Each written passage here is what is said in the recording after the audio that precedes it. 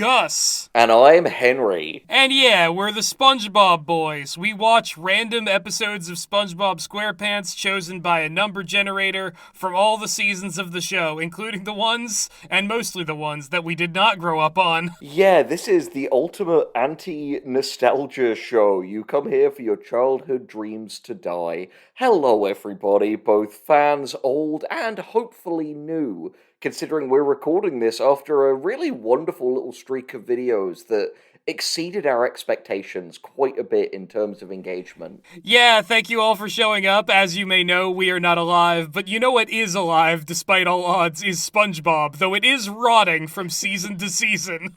Can you call it a life, really? Can you? I think we'll just, let the ball start rolling. Henry, you did episodes from season 9, whereas I did ones from season 10, so I'll let you take the more, distant one, perhaps closer to the hinter days of yore, or whatever I'm saying. This is the exact, kind of completely non-lucid, mystical energy that are SpongeBob boys. I was gonna say, too, because we have a bunch of stuff that, related to, the SpongeBob movie that came out recently, which I don't even know what the title of that one was, I'll be honest, because I didn't watch it, because I'm not, Because we are men in our late 20s and early 30s. Now that we're men, we skip the recent movies. And so... The thing is, I was thinking, in regards to, we're going to have, some footage here. I do, at some point, in our kind of halftime intermission, want to describe my experiences with the, movie tie-in food. But I must say, we didn't go, completely topical for this movie because a SpongeBob boy does not arrive early or late. He revives exactly when you are not ready. I swear we didn't drink for this. We're just like this. Speak for yourself, buddy. Alrighty. The energy is high. We're feeling good. So, to get into my first episode, what's really funny, Gus, is I think we were both excited to record a SpongeBob Boys, one of our classic series on the channel, because with our videos on Urban Spooks the Painter and the Moy Hiram Easy Pickings comic preceding this, I think we were both thinking, won't it be wonderful to get into slightly less controversial issues, stuff that is so removed I don't like from this. us. I don't like how I don't really like what you're leading up to, Mr. Henry Galley. I know you. Well, I know the other shoe's about to drop.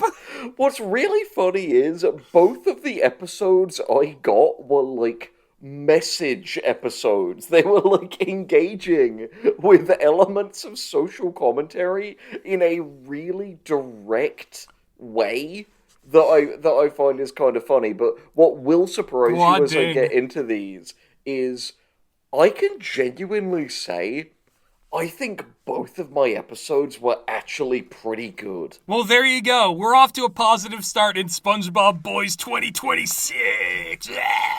But then I'm going to tell you that the title for my first episode was Sandy's Nutmare. No, it isn't. Yes, it is. I mean, who among us has not had a nutmare once or twice? I've been listening to this Mad Sai song lately called Teenage Nightmare, and I'm now just in my own head saying, I guess I'll be your teenage nutmare. You should never say that to anyone. Not at our age. That's immediately getting FBI guys on the roof being like, that's all the confirmation we needed. Go, go, go. And they're all rappelling through the windows and I'm getting maced. They'll edit us into the files. Oh no. Okay, so this episode, I think what I find really remarkable about this and the other episode is both have really fantastic pacing. We open inside the tree dome and SpongeBob, Patrick, and Sandy are all in there just sort of eating Krabby Patties and laughing. Patrick eats 2 of them by putting them inside his helmet and sucking them in. And then there's only one left, which SpongeBob and Sandy both sort of reach for.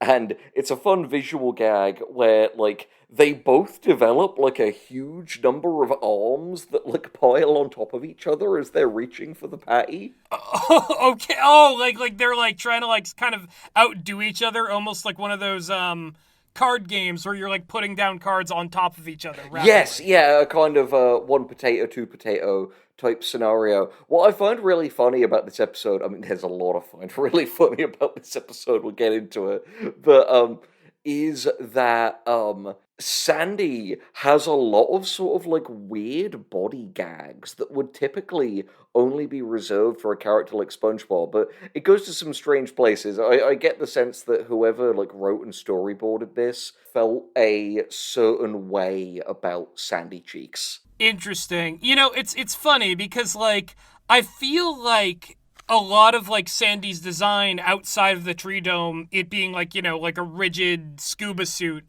kind of like limits what you're able to like kind of do with her character feasibly in animation. Whereas SpongeBob and Patrick are a lot more blobular, they're a lot more like for lack of a better word, fleshy in their usual way that they are seen.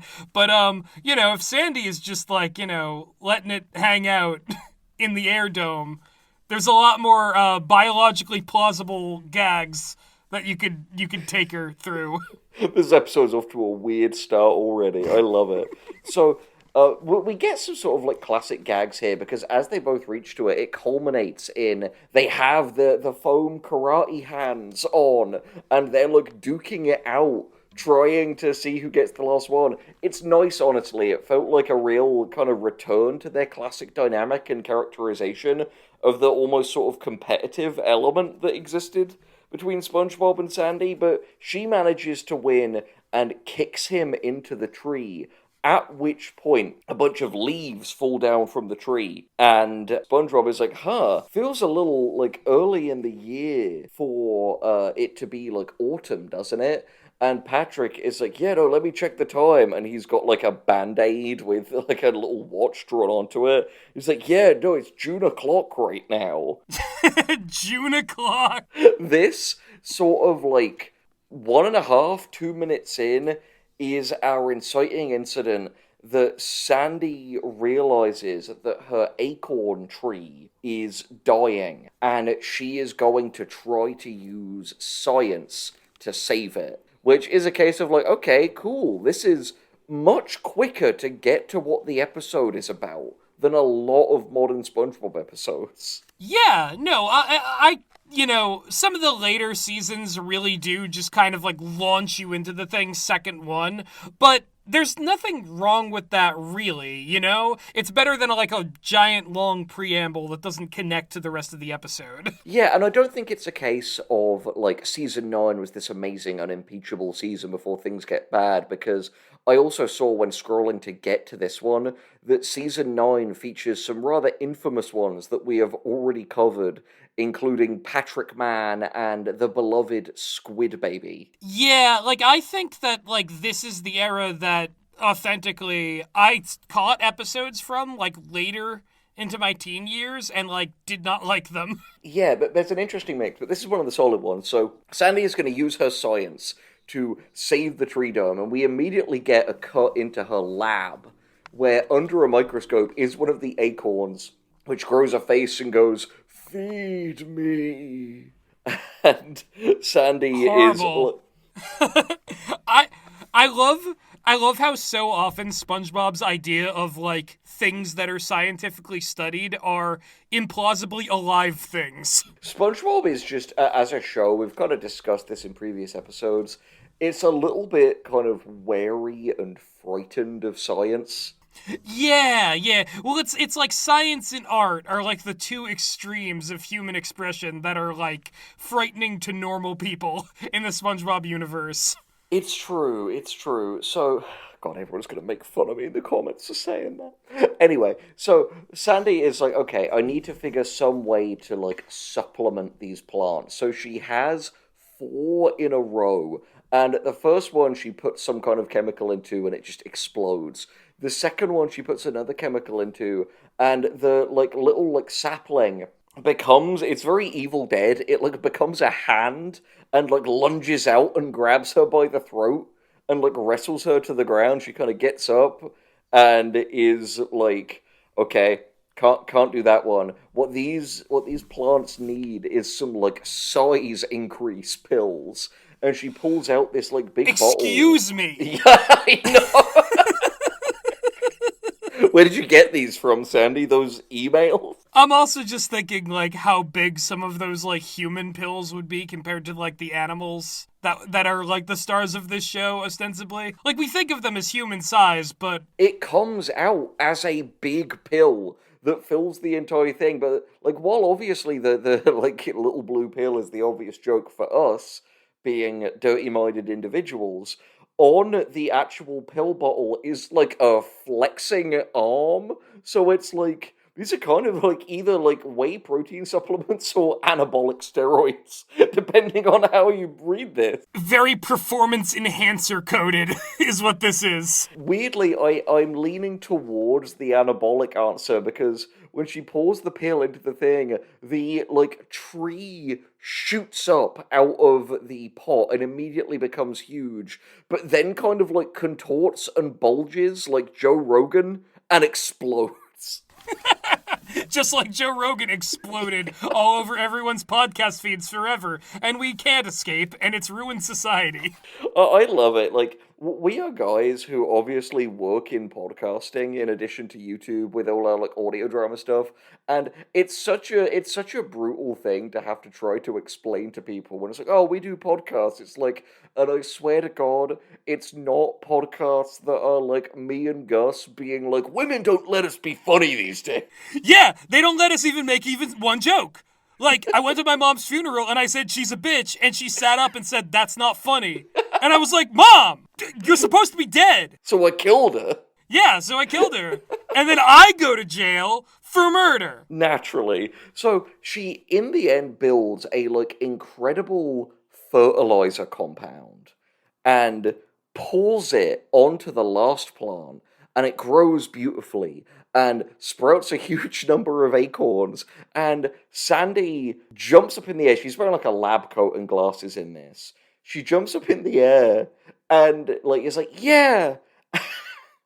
And we get a panty shot where you can see through the bottom of her lab coat her like green bikini bottoms. Oh, so someone really did have like special feelings for Sandy when they made this. I mean, this is a very Freudian episode if the title Sandy's Nutmare didn't give it away. You know what would be, like, next level? And I actually think the network would be like, we're not doing that. Is the same scene as you describe, but it's like the, like, blue and white striped panties that have been made infamous as, like, a common anime panty color. There's actually an interestingly intricate reason behind that I know because I have otaku leanings in my past. If you know the intricate reason behind it, let us know in the comments, because I've never heard Yeah, it'll of it. save me the embarrassment of recounting it right here and now. Weirdly, it makes me think of that weird, like, very low-budget Christmas horror comedy that we all watched on Tubi just before Christmas, Sleigh Bells, which has Barry Bostwick from the Rocky Horror Picture Show in it as, like, biker Santa. Oh man, Sleigh Bells like narrowly missed being on the Patreon just because like it was out of season by the time we saw it. It's true, but it's just a movie where these like three kind of weird like women in these absurd like cosplay outfits with like color-coded hair go to investigate like an abandoned like Christmas thing, and they're very sexualized in a very like anime type way. And one of them, like the one with like blue hair, her like defining character trait is that like she has constant panty shots, but she's also just like humping random objects throughout the movie. It's like, this has to be seen to be believed, and fortunately it's free on Tubi if people want to. Yeah, if you don't want to wait until Christmas. It'll be back again next year. This will be a good segue back into the episode, but looking at that movie and how those like women are dressed and the like funky wigs and the bizarre like cosplay and over-sexualization of it all, I said to Meg while watching it that this is a movie where at any minute it looks as though they're all gonna begin like farting in a weirdly sexual way. Like, you hear the noise and, like, the camera kind of shakes a little bit, and they're just like, yeah. Like, oh no, I can't stop fine.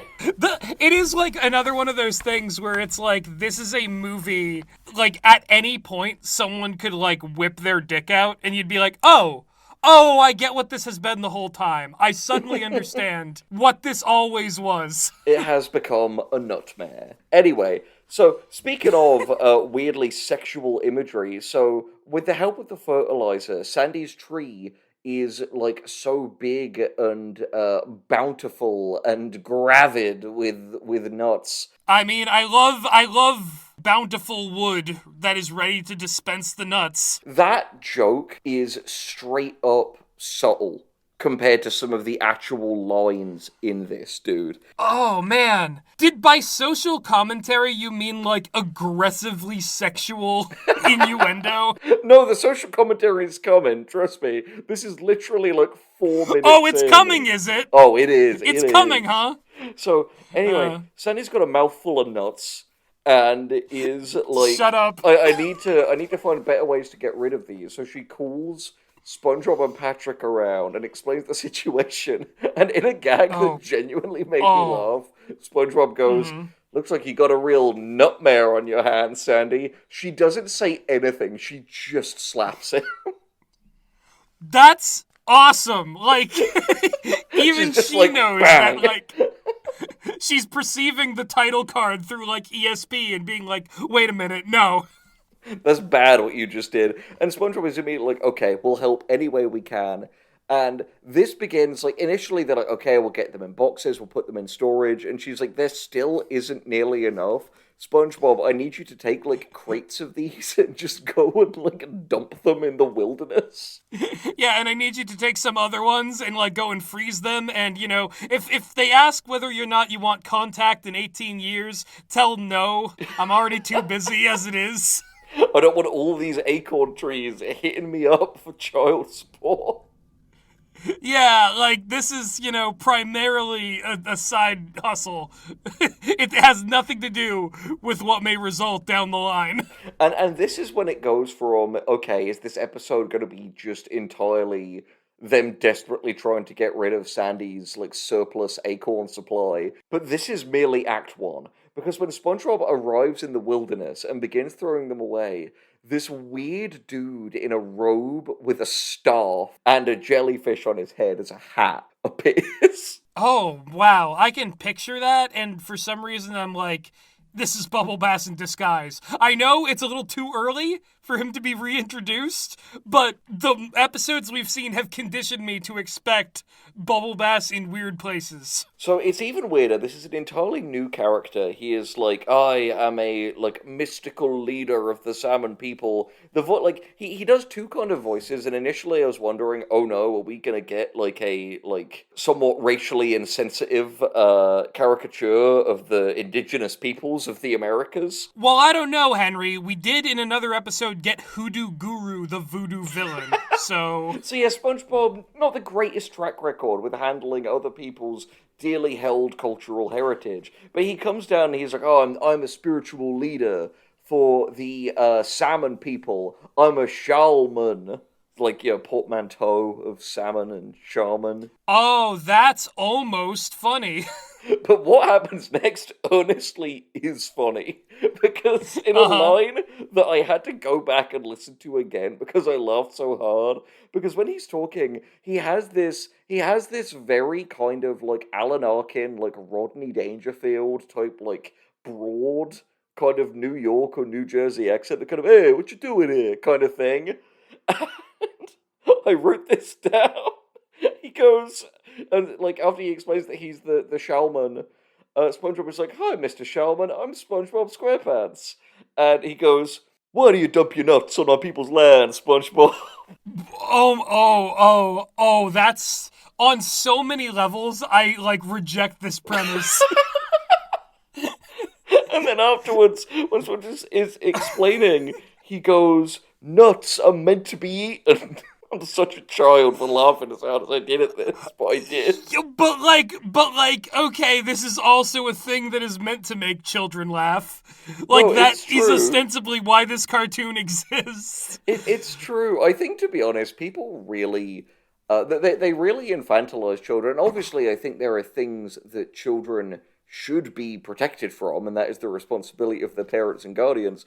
But I was sitting out in the park reading yesterday, and there was a playground not so far away, like not within eye line, but like you could hear people there. And I heard this little kid. They were like presumably like battling to see who got to use the like equipment on the playground, and this kid was just going, "Get the fuck off!" Oh my god! Get the fuck off the slide! It's bad! Like, it was crazy, and it kept happening. Because the first time I was like, did I mishear that? And then like, no, get the fuck off! That's so funny. That reminds me of, like, because, like, kids will, like, shout the craziest things when they're, like, play fighting with each other. I had this job a while back where I was, like, working on a farm, and, like, there were kids, like, you know, like, running around, playing amongst the animals, like, nearby the lake, and I was just manning the, like, apple orchard booth, like, waiting for people to come up with their tickets, and out of nowhere, I just hear this kid shout, "I will stab you in the heart with the nightmare sword!"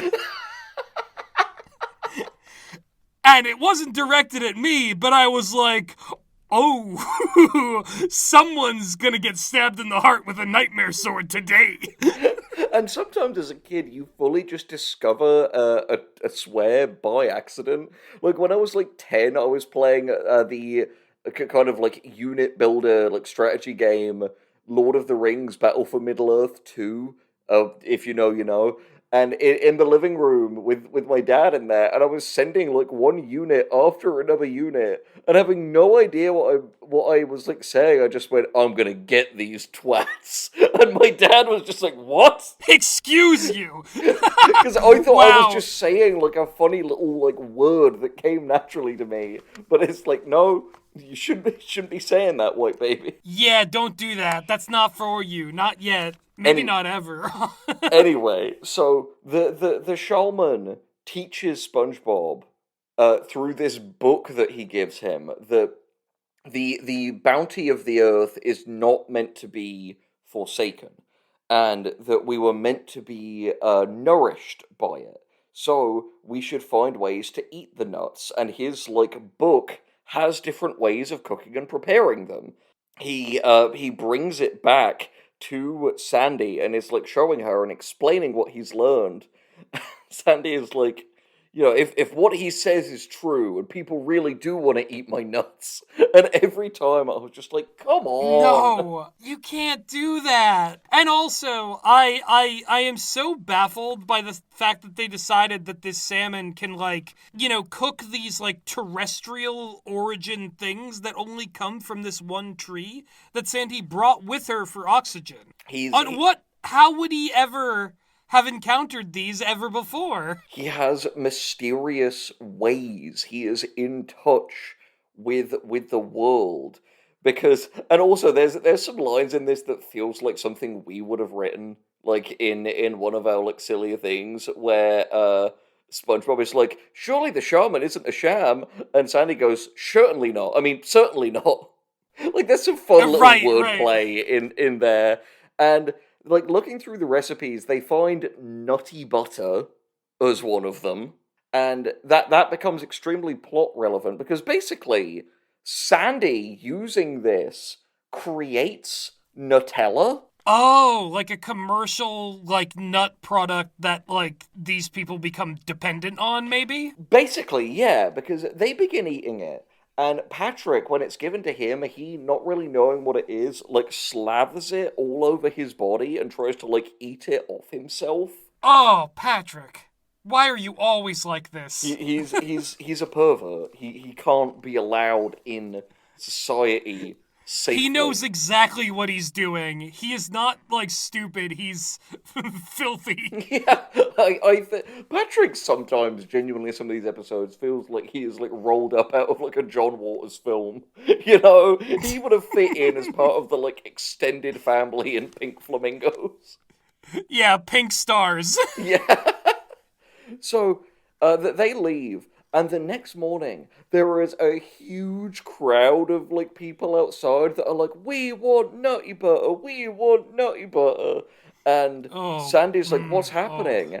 And Patrick is like, oh, that they licked it off of my back, and they've all got a taste for it now, and there's one last bit on his back, and someone comes in and licks it off, and he's like, ugh. I would hate for the twist of this to be they all realize that it was actually the taste of Patrick's back that they, like, crave. I fear that that would be if we were writing this. That would be the outcome. Yeah, I think we couldn't resist making that the punchline because, like, you know, on... I don't know. Patrick has a way of diverting plots into whatever, like, strange thing he's on. It's true, and in this case, he's on Nutty Butter. What was really funny, I made a note of this. This genuinely feels less structured like a modern Spongebob episode, which, as we've, frequently discussed in the other episodes, there's a whole playlist if you've discovered this for the first time and don't feel the need to run away screaming, by the way. We have a lot of these things. This is honestly structured a lot like a Simpsons, episode, because it's really fast-paced, and it's just constant, escalation that, builds off of itself. Right. Yeah, I mean, definitely, because now we're in a kind of, like, Pretty Patties-esque Nutella craze. Yeah, and there are some pretty good gags, because, I love the people screaming from the crowd. There's one woman with her, son there, and she's like, please, it's the only thing my son will eat. And then the son's like, I guess I'm gonna go hungry again tonight. Like, wow, okay. And the thing is, again, all of the characters in this are acting very in character, because it's not a case of Sandy is borrowing Mr. Krabs' characterization and is, really greedy. She thinks, well, okay, clearly people really love this. I can make even more of it and, help people. She's not even selling it. She's just giving away jars because she needs to get rid of the nuts. Right. She needs to get her nuts off. And people need those nuts. It's it's a transaction, but I think both sides are being mutually compensated. So they start the D's Corporation, and through that I'm lying. They didn't do that. No. You thought you could sneak that one You by almost me. believed it, though, didn't you? People at home, you almost believed it. Nobody believed you. No one. Okay, so there's this montage of them going through town, giving it to everyone. There's a scene where they're just throwing jars. And one bit, again, there's a lot of, weirdly dark jokes in this that would probably upset the audience of a certain comic. There's a bit where she throws a jar, and there's, a woman with a stroller with a baby in it, and the jar hits the baby in the face, and the baby begins to cry.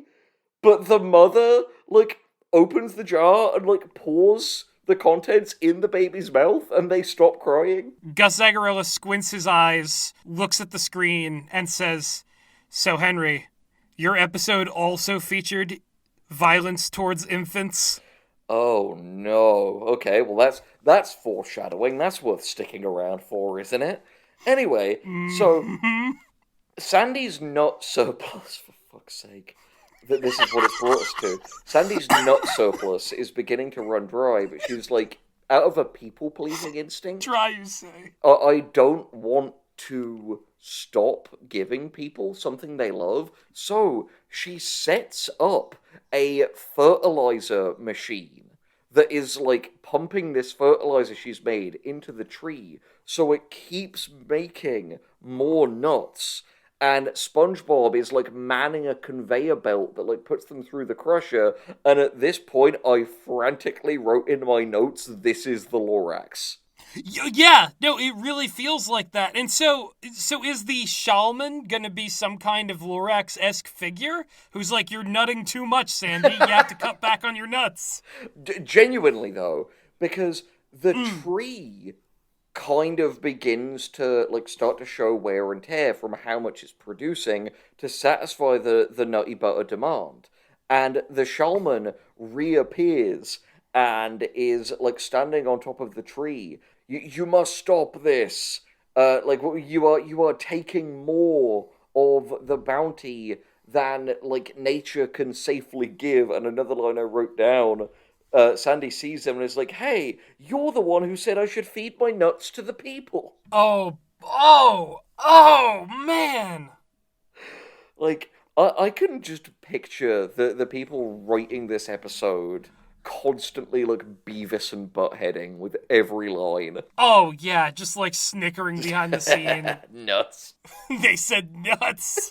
And the executive like bangs down the door and it's like, "Hey, what are you guys doing in there?" And they're like, "Nuttin'." They are both fired for nutting at work.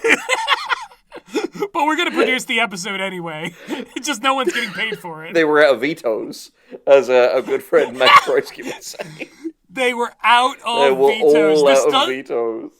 This has a powerfully out of vetoes episode energy to it. It really does. It makes me think of this. This might be a you had to be there thing. So we'll edit it out if you don't find this funny. But me and Meg were in the car the other day, and we switched over to a non-commercial station when there was this like ad of people being like, "I used this mouthwash and it like changed my life in different ways." And it was like, after using this mouthwash, I got a bonus at work. And Meg switched the channel, but the way it was cut off, Meg just goes, "I used this mouthwash and it gave me a boner at work. They fired me." And it just makes me think of that. I'm just, nothing in the office. Yeah, I mean, it's true. Like, sometimes you do get a bonus at work, and there's plenty of boners content on our Patreon. For only $1 a month, you can get a bonus and you can fuck life. Yeah, exactly. Seriously, check out the Patreon. Huge backlog of stuff. And in 2026, we are back to 2 podcasts a month, if you can believe it. Yeah, no, we have been uploading at least 2 hours of Patreon exclusive material every month. It's so fun. And if you're one of those people who loves it and goes crazy whenever we talk about music, we are soon going to be recording a Patreon, me and Gus, discussing all of the songs on Will Wood's The Normal album. So if that sounds fun to you and you have $1 a month to spare for both that and loads, probably approaching 100 hours of content at this so point. many loads, so many big loads that are going to be dumped on you. They'll go in your ears and maybe on your face and chest and down your throat. Will Wood? Oh, we will Wood. With our loads. Man, I'm fucking... Back to the nuts. I'm fucking sweating in here. So, the shaman says, "Let me tell you a story." And genuinely, as he's telling this story, it goes into this, like, really cool-looking, like, changed art style that I can only describe as looking like kind of, like, Polynesian indigenous art to explain this, like, metaphorical story about, like, the stars and, like, the sun and the moon, obviously using Patrick for the stars, SpongeBob for the sun, and Squidward for the moon. And this idea of, like, there was once, obviously. like, one star to provide light, but it, like, split itself in all of these ways to be able to, like, do more. And in the end, Sandy realizes that she shouldn't overwork the tree like this, and, like, dismantles the fertilization machine, and instead just imports more, like, soil from Texas. And Right, yeah, that good old-fashioned Texas soil. Great for nuts. exactly, I love to nut in the soil of Texas. It's why I'm not allowed there anymore. Because they don't take kindly on that kind of thing. No. But the episode ends with the shaman being like, "My work here is done," and walking away, and he just gets on a bus. And then to the driver is like, "Oh, I have some sage wisdom for you. Like, you will go far, and then drop me off at my house between Olive and Crescent." And the guy's like, "Stay behind the white line." And the episode ends as the bus drives away, and that's Sandy's nutmare. It sure was. Man, like, I always love when they, like, end an episode on, like, a completely, like, deadpan, too realistic gag. It feels, like, very uncharacteristic of SpongeBob, which is why it always feels novel. Yeah, I think it's something that, because so much of SpongeBob has become this sort of, like, refuge in absolute absurdity, you kind of don't see them do gags. where the joke is like people reacting realistically to the stimulus. Yeah, like if anything, I think like like some more recent modern cartoons have really like kind of honed in on this idea of absurd characters talking in like realistic, very like down to earth, mundane ways. Like Smiling Friends, which like is almost all like normal conversations interspersed with absolute absurdity. It's funny because I think in many ways all of this stuff started with Ralph Bakshi. Because what I've always found really interesting about a lot of Ralph Bakshi's best movies, stuff like Fritz the Cat, is the voice acting is very like non-cartoony. A lot of the time people are delivering lines like they would if they were doing it in live action, and I think that creates a really interesting effect. Yeah, like I think like, in many ways Heavy Traffic, while like it is an animated movie, there are parts of it that are just like kind of really authentic to the time period. And part of that is because a lot of the background characters were literally just conversations that Ralph Bakshi recorded on the street and then animated over. Yeah, I think it goes to show that, like, in any medium, it's always things start in the kind of, like, weirdo outsider stuff and then trickle into the mainstream and are kind of treated like they were always normal. Yeah, it's really like a sort of like pendulum that swings. This medium is always in conversation with itself. Which could be said of all mediums, but now what I want to be in conversation with is your first episode, Gus. Let's see what season 10 has for us. Right. Well, unfortunately, we cannot jump straight into a child getting injured, but I promise you that is coming. It is not in this episode, Yay. however. Yeah, for all the Painter fans out Yeah, there. we are Whoops. Monolanius. We carry the pain. I'm so upset at everything that's happening in my life and in the world. But you know what? I'm talking about SpongeBob right now. And this episode is called Plankton Retires. Good on him. You know, I think at a certain point, if you've done the same thing for so many years and it has just never ever worked, maybe it is time to throw in the towel, Sheldon. Yeah, and this is like. This episode sort of begins with a sequence that is like Plankton and Mr. Krabs' relationship at its most like Roadrunner and Wile E. Coyote. It's most like Bugs Bunny and Daffy Duck. We start off with Plankton like exiting the chum bucket and being on live TV, interviewed by Perch Perkins. Plankton, for some reason, is riding a big metal seahorse, and Perch Perkins is like, "Mr. Sheldon Plankton, is it true that you're going to infiltrate the Krusty Krab and steal the Krabby Patty secret formula?" To which Plankton answers, "Yes, I..." Wait a minute.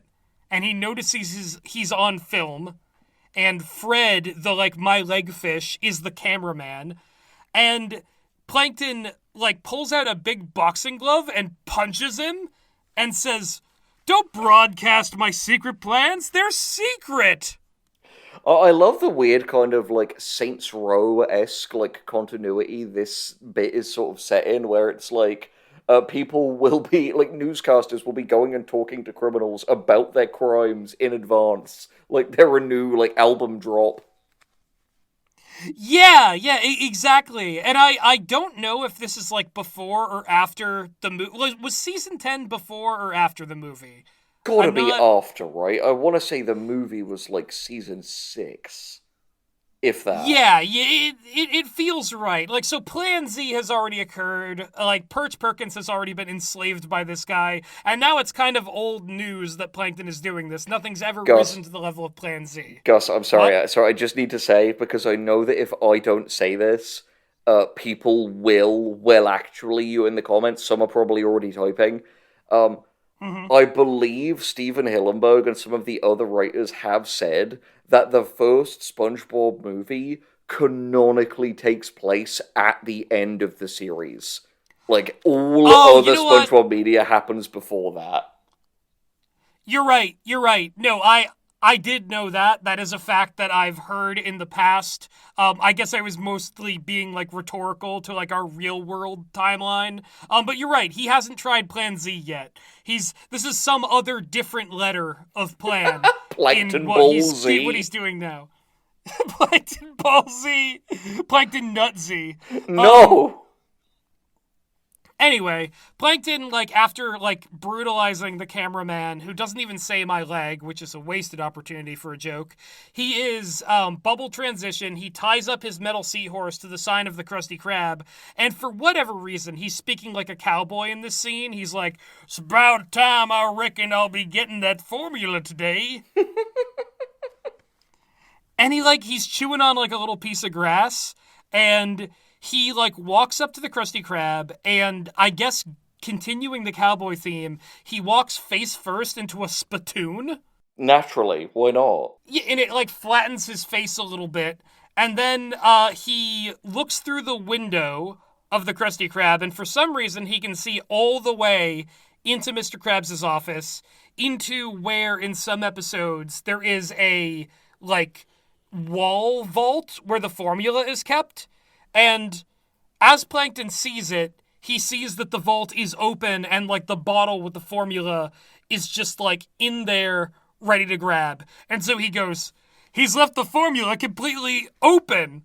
Open for business, baby!" And he gets a rocket jet booster and flies into the Krusty Krab, like, past a bunch of people who are, like, eating their food, and then they look up briefly to see him, like, rocket through, like, alarmed. But then as soon as he passes, they go back to eating their food.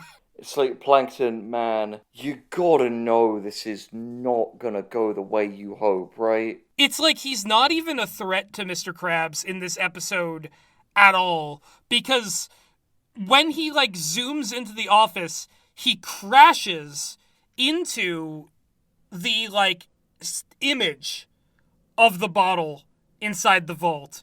Because Mr. Krabs pulled a Wile E. Coyote of his own and created put a poster up over the closed vault door that made it look like it was open. And so Plankton and his rocket are compressed and flattened against the ground.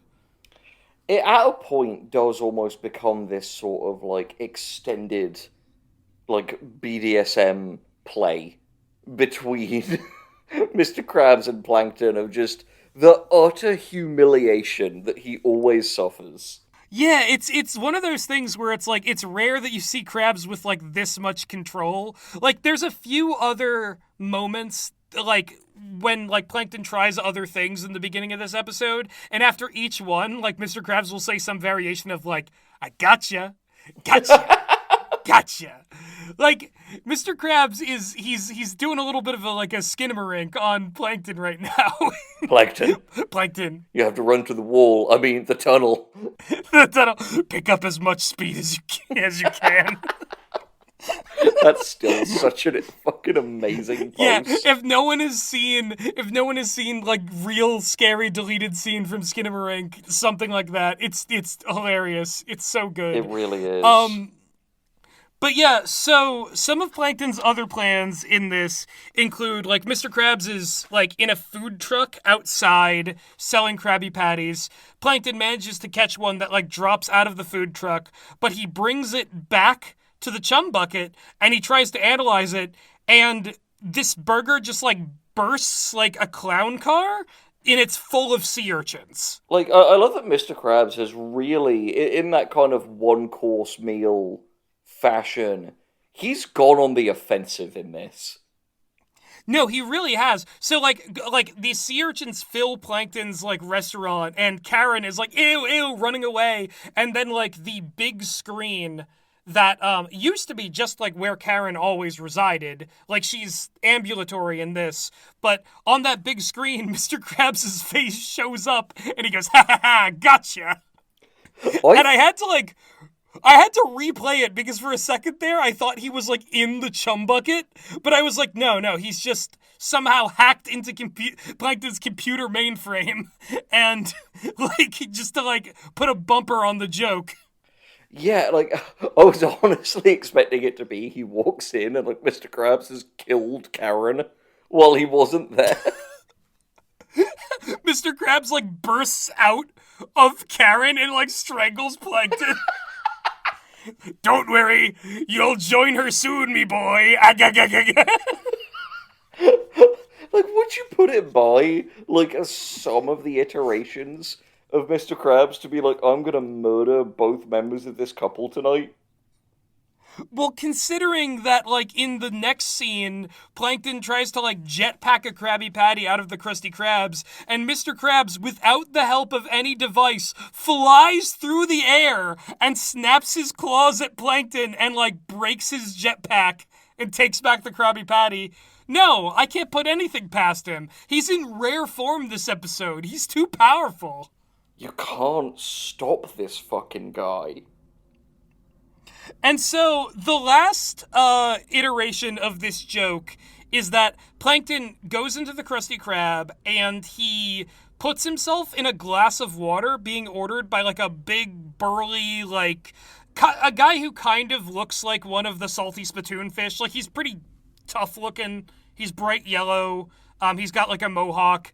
He sips like Plankton, like he sips the glass of water through a straw and Plankton goes up the straw into this dude's mouth, and, like, I want to emphasize, Plankton does not, like, he's not bothered by this because this is actually part of the plan. This is all according to Keikaku. I was gonna say, it's the kind of, be honest mate, you're not here for the hunting kind of thing. Like, Plankton, I think it was just always your plan to get into this guy's mouth for some reason, and you're like, yeah, no, it's because of the Krabby Patty formula, you see. It's the Krabby Patty formula. This is actually this is Plan V, actually. To at least die a sexually satisfying death. So Plankton, we see him land in this guy's rather spacious but otherwise empty stomach, which has like vein walls and like a pink carpeted flesh floor. And Plankton like reaches up his hands to the heavens and he's like, ah yes, come to Papa, because he's expecting the guy to like eat the Krabby Patty and for it to fall down into his hands. And I'm thinking, like the whole time, I'm thinking, and then what? Like, yeah. Genuinely, and then what? Like this is a proper underpants gnome tier plan here. But, you know, somehow the patty gets eaten, it goes completely down into the stomach, Plankton catches it, and he's exulting for a moment. he's like really happy, and then Mr. Krabs is curled up inside the stomach too. What the fuck? Yeah, Mr. Krabs is in there, and he grabs the Krabby Patty and he goes like, gotcha! This one last time. This feels like that bit in Sonic Dreams collection where you're like walking through a maze of intestines and like Big the Cat is just there. You see Big the Cat.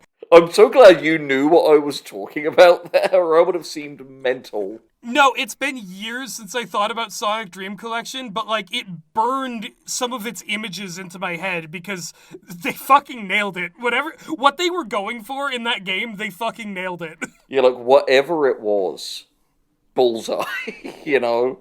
Yeah.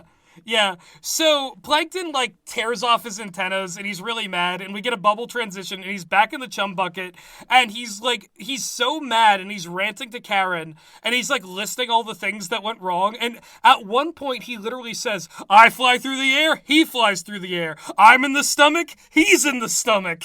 And Karen's like, wait, what? And he just keeps going.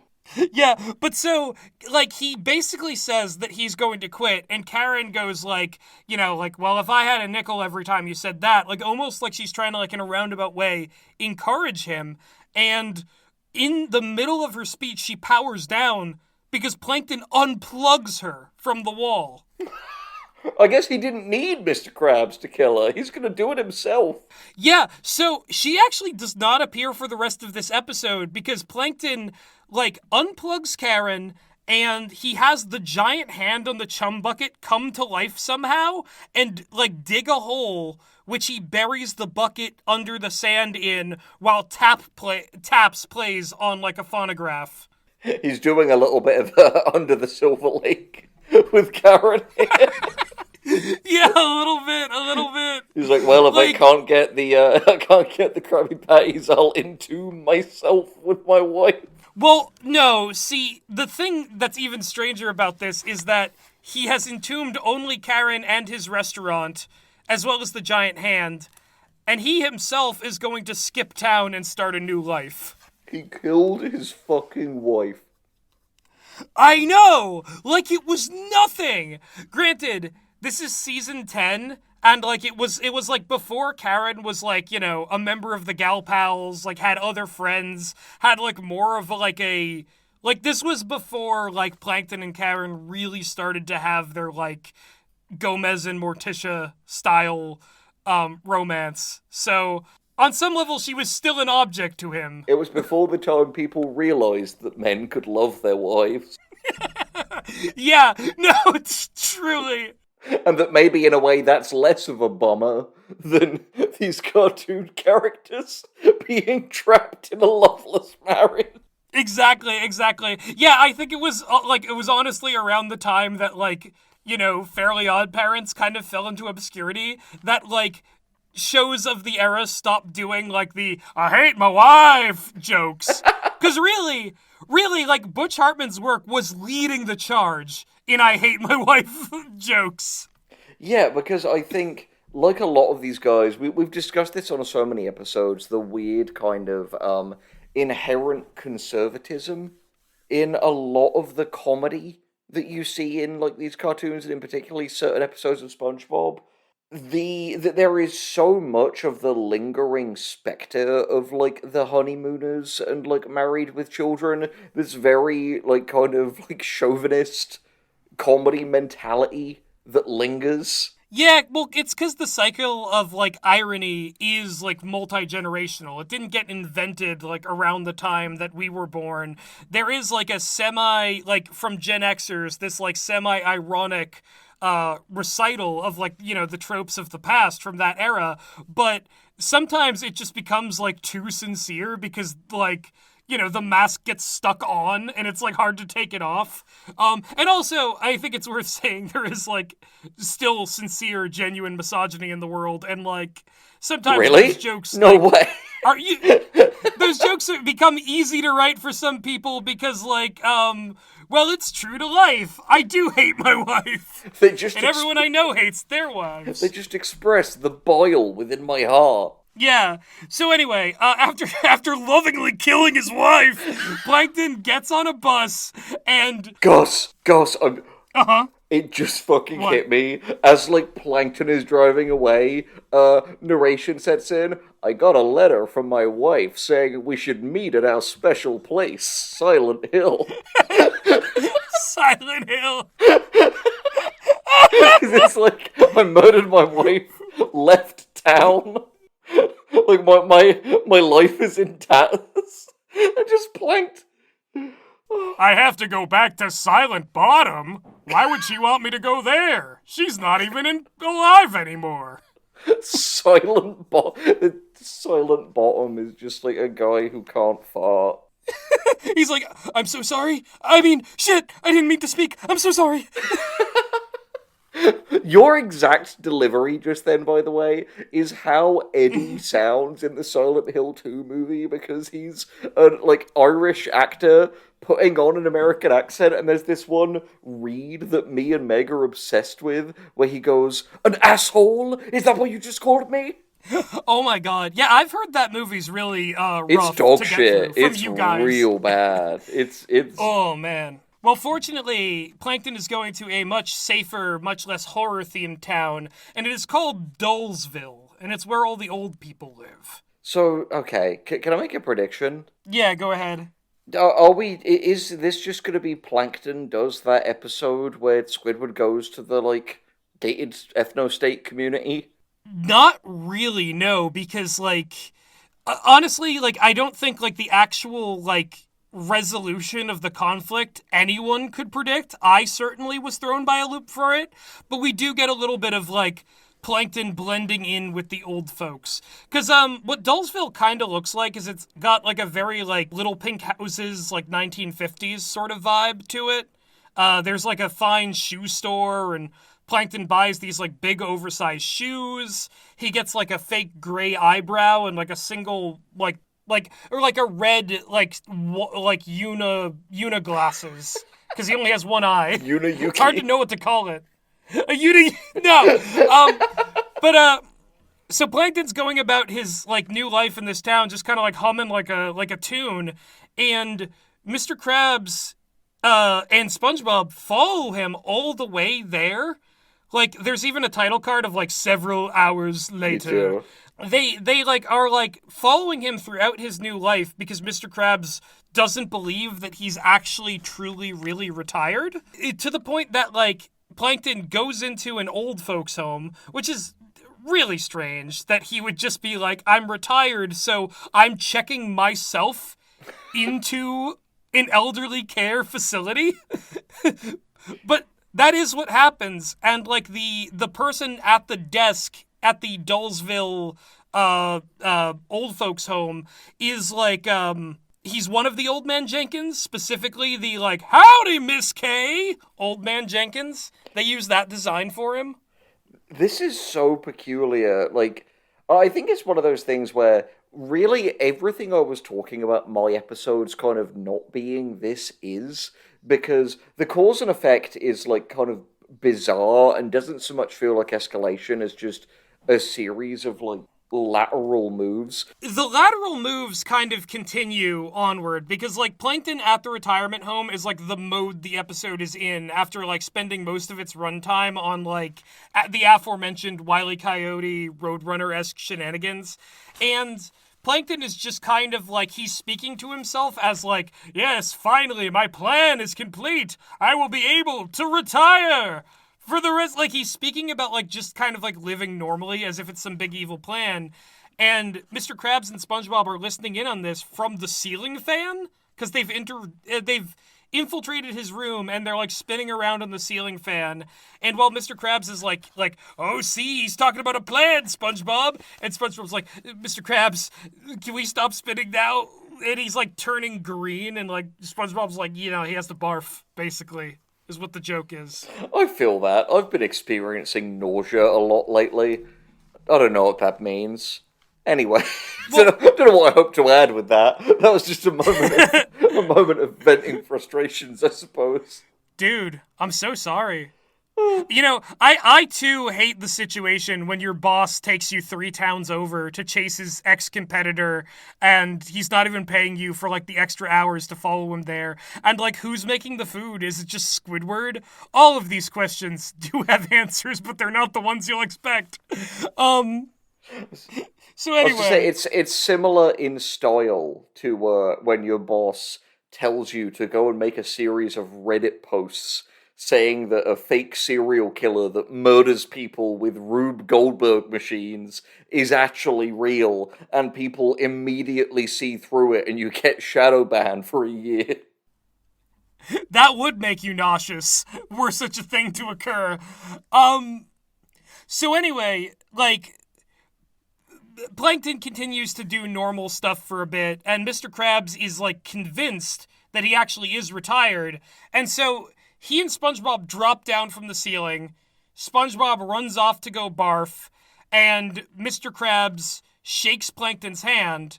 And like Plankton is surprised to see him there, but like Mr. Krabs is like, well, good luck on your retirement. That's all I came here to say. And they're shaking their hands, and Plankton's like, I'm not retired, Eugene.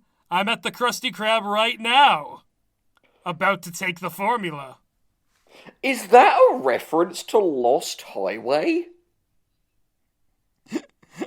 I don't know. I actually haven't seen Lost Highway. Okay, so there's a scene in Lost Highway where this like Bill, which Bill is it? Bill Pullman is at a party, and this like sinister, like pale man walks over to him and starts talking about him like we've met before, and he's like at your house.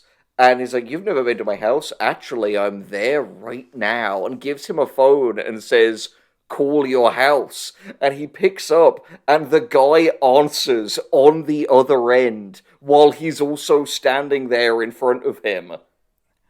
Oh, okay. Yeah, okay. It is definitely adjacent as a beat to that. Because Mr. Krabs is like, what? But how's that possible? We've been following you all day. And Plankton, like, tears off his skin to reveal underneath the metallic shell of a robot duplicate.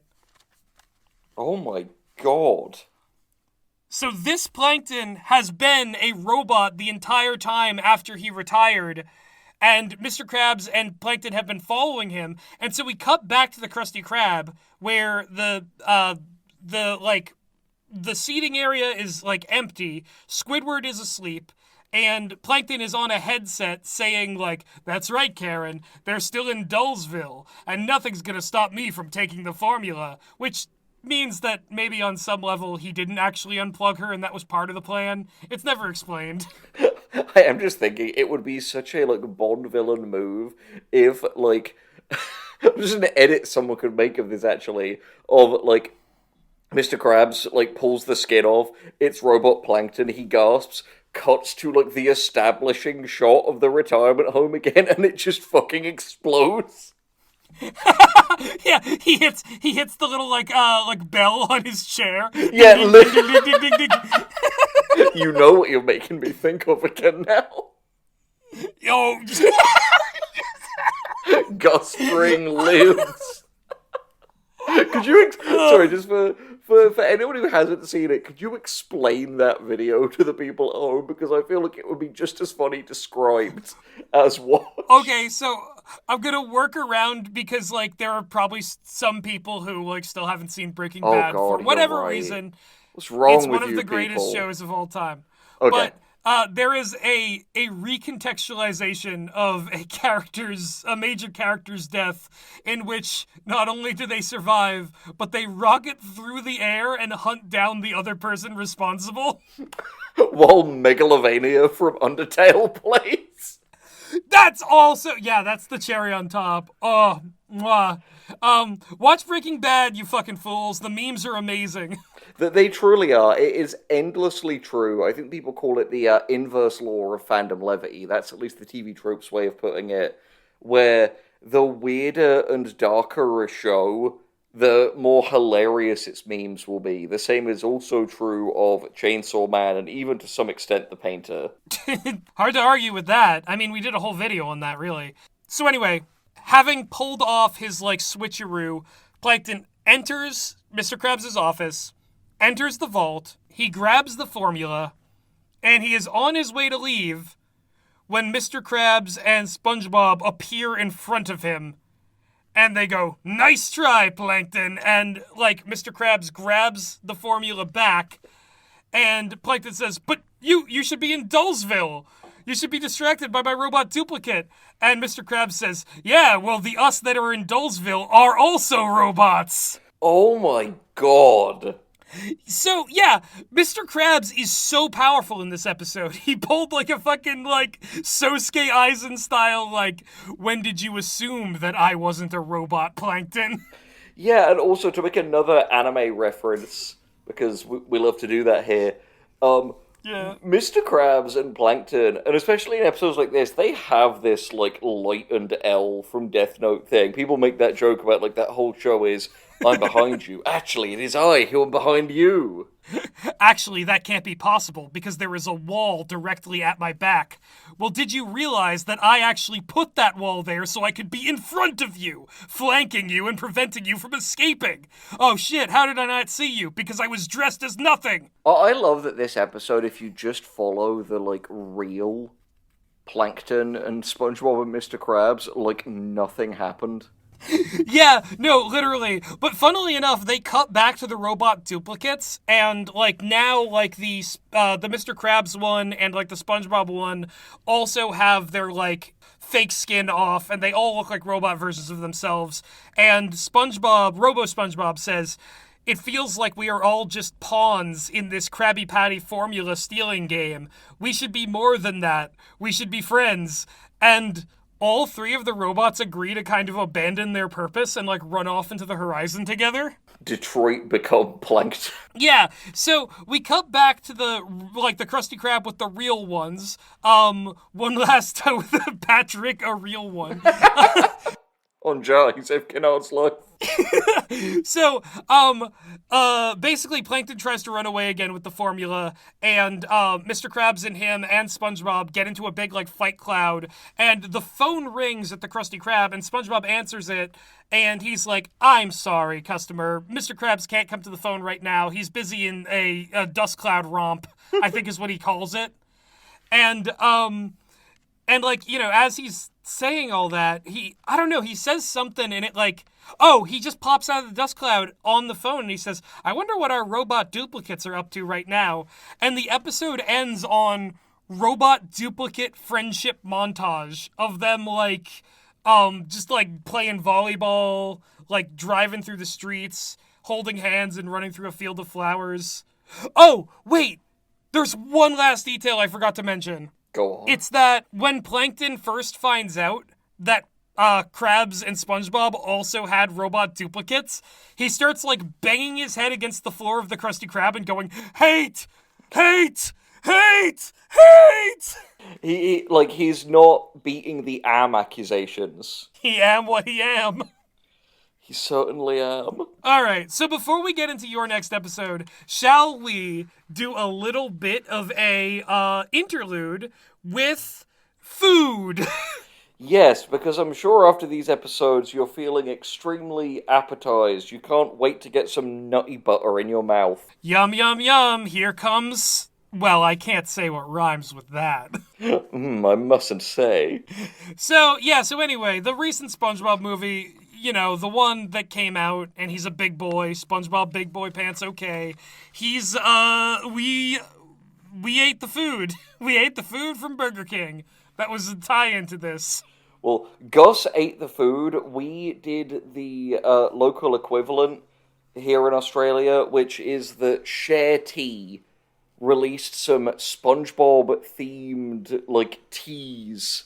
Of which I cannot remember, but there is a video of me and Meg trying them. Alright, roll that clip. What up, SpongeBob boys? We got the SpongeBob drinks from Share Tea. Yeah. In honor of the SpongeBob movie, Search for SquarePants. Oh, yeah. I feel like that's the title. That's been the title of the last 7 SpongeBob movies. Probably. Tell us I in think the they're all comments. called Search for SquarePants. So we only got a minute to play with. I've got the SpongeBob one. Meg's got the Patrick one. Let's do Yours this. is like tropical, mine is guava. Let's hope I don't spill all over my It pants. emerges like pus. How appropriate for Very modern SpongeBob of them. Very SpongeBob of them. And Damn. mine is normal. That's pretty good. Flying Dutchman. Hard to believe this is real SpongeBob blood. They killed him for you. How's the Patrick? It's delicious. I was Hell going to yeah. turn it off.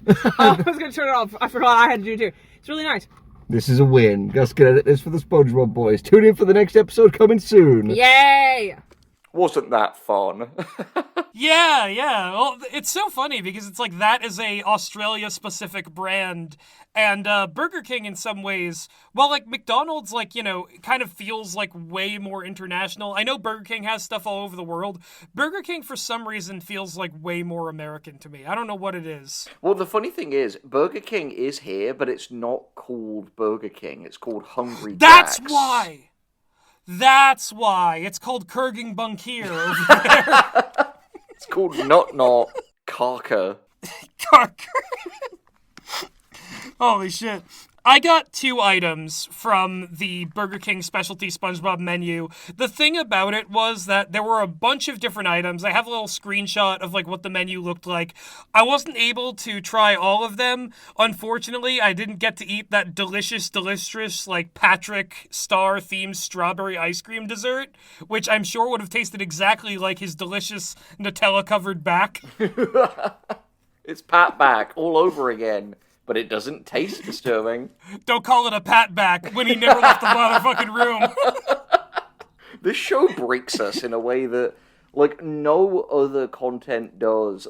For context, we made an over 2-hour video going through, I think 20 different SpongeBob creepypastas.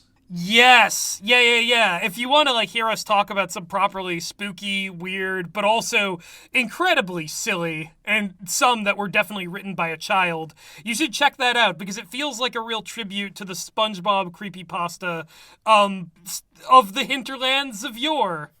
We're really trying to make this thing happen, aren't we? We're really trying to make the hinterlands of yore a thing people say. It's true, yeah. I mean, that's what Burger King is called in Scandinavia. So. Anyway, to get to the items themselves, I was able to kind of, as a little appetizer, get the Mr. Krabs cheesy bacon tots, which came in a little, like, treasure chest-shaped box, which was really cute. The cheese is extremely strong in this like, to the point that, like, I tasted sickening. a lot of cheese. Yeah, well, no, it was decent cheese, honestly. I tasted a lot of cheese, and it was, like, breaded, but I, like, was getting almost no bacon. Bacon was extremely sparse. Well, I mean, isn't it the most Mr. Krabs move to just be like, we're going to give you a lot of the cheap part and skimp on the bit that would be a little bit more expensive? Yeah, no, like, exactly. He's, you know, not got access to enough sea pigs, so he wasn't able to do that. However, I will say, the bread around the cheesy bacon tots, the bread was, like, nicely spicy, so it was like a spicy little, like, cheese tot. These were actually really tasty. I kind of enjoyed these. As far as fast food goes, you know, whatever next tie-in they're doing, I think that they could bring back the cheesy bacon tots. But add more bacon next time, you fucking cheapskates. Yeah, don't be a Eugene, or if you've watched our creepypasta video, a Lugene on us. It's true. Speaking of Lou Jean, I ate what is his family's secret recipe, the Spongebob's Krabby Whopper, which came with a terrifyingly yellow bun, like a bun that is more yellow than any, like not natural bread color whatsoever. Goes even farther than the cartoon's color scheme, really. And it is pretty eye-searing these days. Yeah, it is like less like it's made of the Krabby Patty bread from the cartoon and more like it's made of like SpongeBob's flesh with sesame seeds on top of it. It's made of yellow cake uranium. So, what is this other than a Whopper with a strangely colored patty bun? Well, I'll tell you, it is a reflection of the utter state of decline and mediocrity of American fast food. Because what is ubiquitous across the board at almost any chain fast food restaurant these days is that the bun is super, super, super thin. Henry, we both grew up in a earlier era, like when SpongeBob was properly sort of coming out. In that span of time, you remember what burgers used to look like back in the 90s, right? Vaguely, though I will say, you know, not to say that shrinkflation isn't an issue, it is. But I will also admit, skewing my perspective a little bit, is that I was smaller at the time. I was also smaller, but I remember eating some big burgers. I remember eating these burgers that could, like, just like those recalled Pokemon toys with the Pokeballs, these could choke a child. Like, the burgers of the past were bigger, they were thicker. What is this? What does this feel like, a Trump speech? The burgers were bigger, they were thicker, and we gotta take them back. Make burgers great When they were again. big. We gotta take burgers as thick as the deuce I just dropped. Okay, thank you everyone for coming. Get out. Get out. That's real. I can't believe that's our He president. shit Holy his shit. pants. Him shit him pants. Speaking of shit pants, the burger otherwise was very underwhelming. They said that there was a secret sauce, but unless the secret sauce was just too much mayo, I did not taste anything different or unique. There was so much mayo on this burger, and there was, like, not enough burger. So really, like, I feel like I ate kind of, like, styrofoam with, like a thumbprint's worth of meat and just drowning in mayo and the gesture at lettuce and tomato. Not exactly an appetizing Krabby Patty, but hey, it wasn't around forever, so nobody has to worry about wasting their money now. Yes. I've got to say, Gus, it would scare me if, like, someone said, oh, this has special sauce on it, and it seemed to just have a lot of mayonnaise.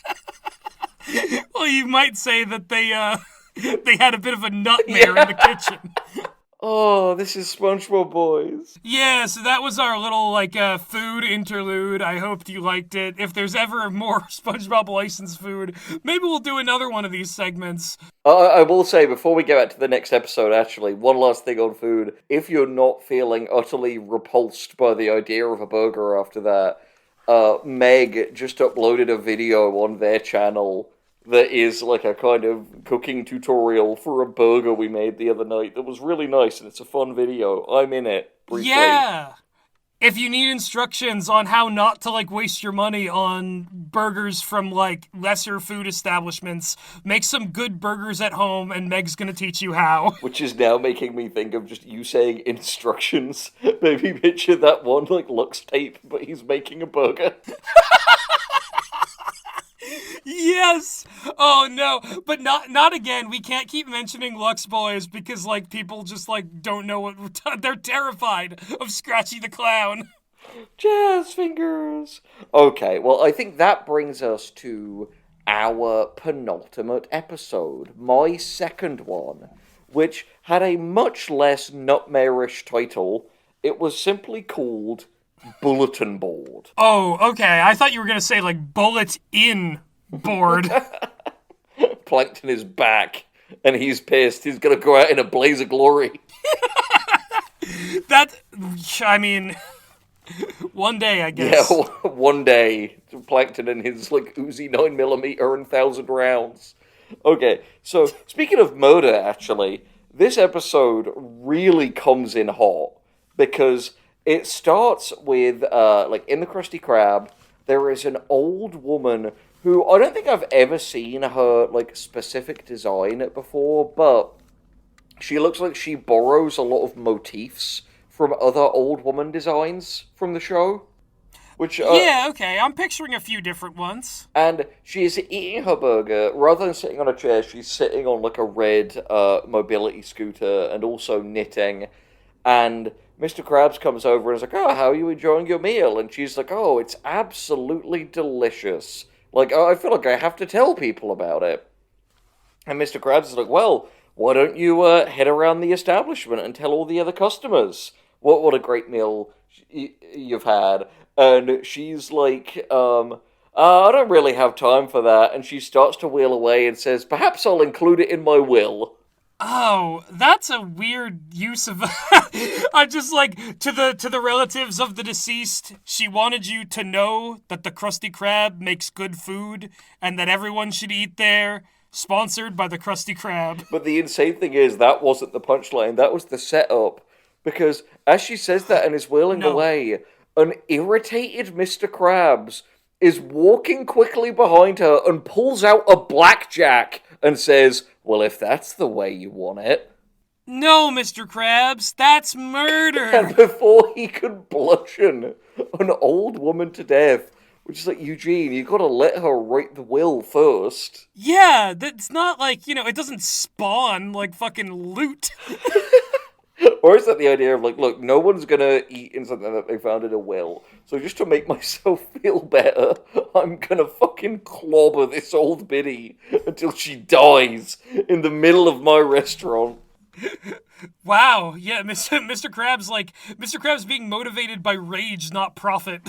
But you hate to see it. But before he can commit murder against this old woman, SpongeBob drags him away and is like, "Mr. Krabs, I have an idea for how people can communicate these things." And he runs into Mr. Krabs' office and runs out with a big cork board, which is empty aside from one note in the middle. And SpongeBob mounts it to the wall, and Mr. Krabs is like, "That's me cork board. It's for all me memos." And you see on the one bit of paper on the corkboard just says, "Make more money." That's good. That's fun. There are good gags. I genuinely stand by, nut jokes aside, or perhaps because of nut jokes, I think both of my episodes were legitimately pretty solid. Got it. Okay, well, I'm eager to hear more about this one. So the old lady immediately, wheels back and knits a glowing review of her meal that she puts on the wall. Not the wall, the bulletin board. And the bulletin board, yeah. Yeah, everyone immediately comes over and looks at it, and one guy's like, man, I was just gonna loiter in here, but now I think I'll buy a Krabby Patty. Like, Mr. Krabs already wouldn't be, like, throwing loiterers out onto the street. No, 100%. He'd be pulling the blackjack out for them. Exactly. They go in the food. Yeah.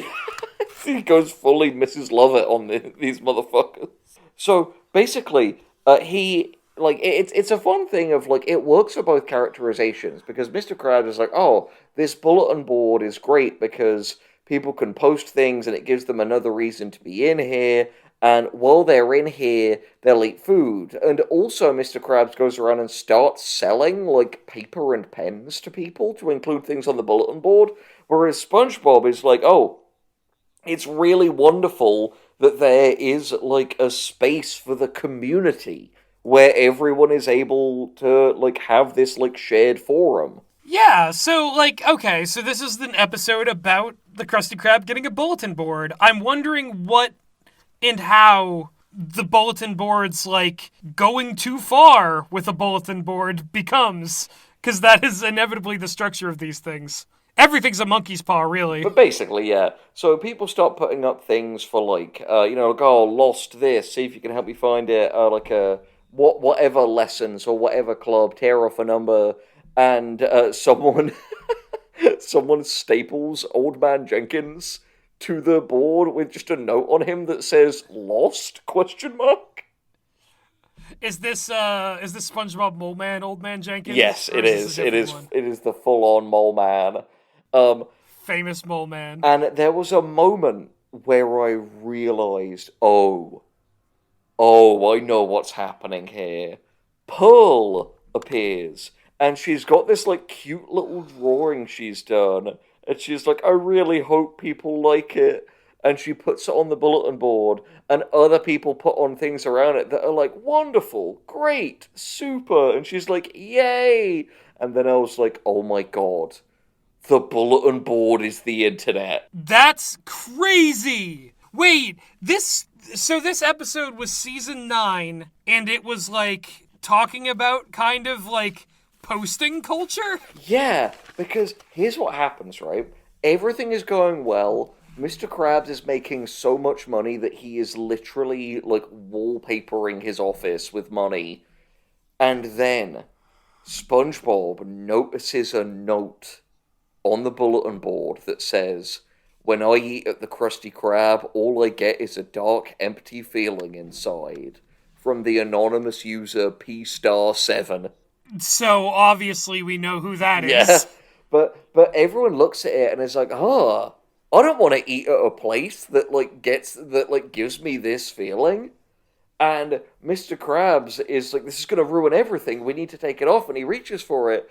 And then this hippie that SpongeBob refers to as Surferfish appears and is like, no, you can't take it off, that'd be censorship.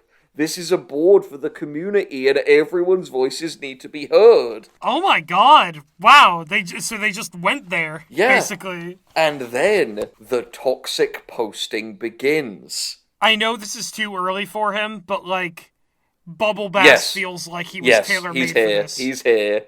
Oh, really? Yeah, this he early? is. So Wow. So Mr. Krabs starts handing out paper. Another thing that's really funny about this episode is, throughout it, a lot of voice actors are pulling double duty for the incidental fish. There are very obvious Tom Kenny, and there's one fish that is Clancy Brown literally doing his own voice, which is really distracting. Yeah, that is interesting. Because, like, it will be, like, all these other fish, and then, like, one fish that sounds like Joe Dirge from Kill Jam, and it's like, oh, yeah, okay. All right, okay, sir. What would you like? Yeah, so there is this bit that is really funny because Mr. Krabs feeds into it because, again, he's selling paper to all these people, and this line really got me. He sells paper to this one fish, and the fish, who is voiced by Roger Vabbas, goes, I want to express the worst side of myself. Okay, yeah, so they're really going all in. Like, again, it's like one of those things when SpongeBob goes for social commentary, they usually just kind of, like, they really go for, like, society is bad because of the people who live in it. They make it worse. Wait for it. You joke. So, anyway, And by the way, after that line, Mr. Krabs goes, "Why not? And don't forget to feed your hatred with the selection from our menu." Right. And this is upsetting SpongeBob more and more because other things supporting the mysterious P-Star 7 start coming up, and it's giving SpongeBob a crisis of confidence. And Patrick comes in, and he hears all of these people being like, "Oh, who is this P-Star 7 guy? He's like a genius. Like, this guy is so good." And Patrick is about to, like, say, "Oh, it's me."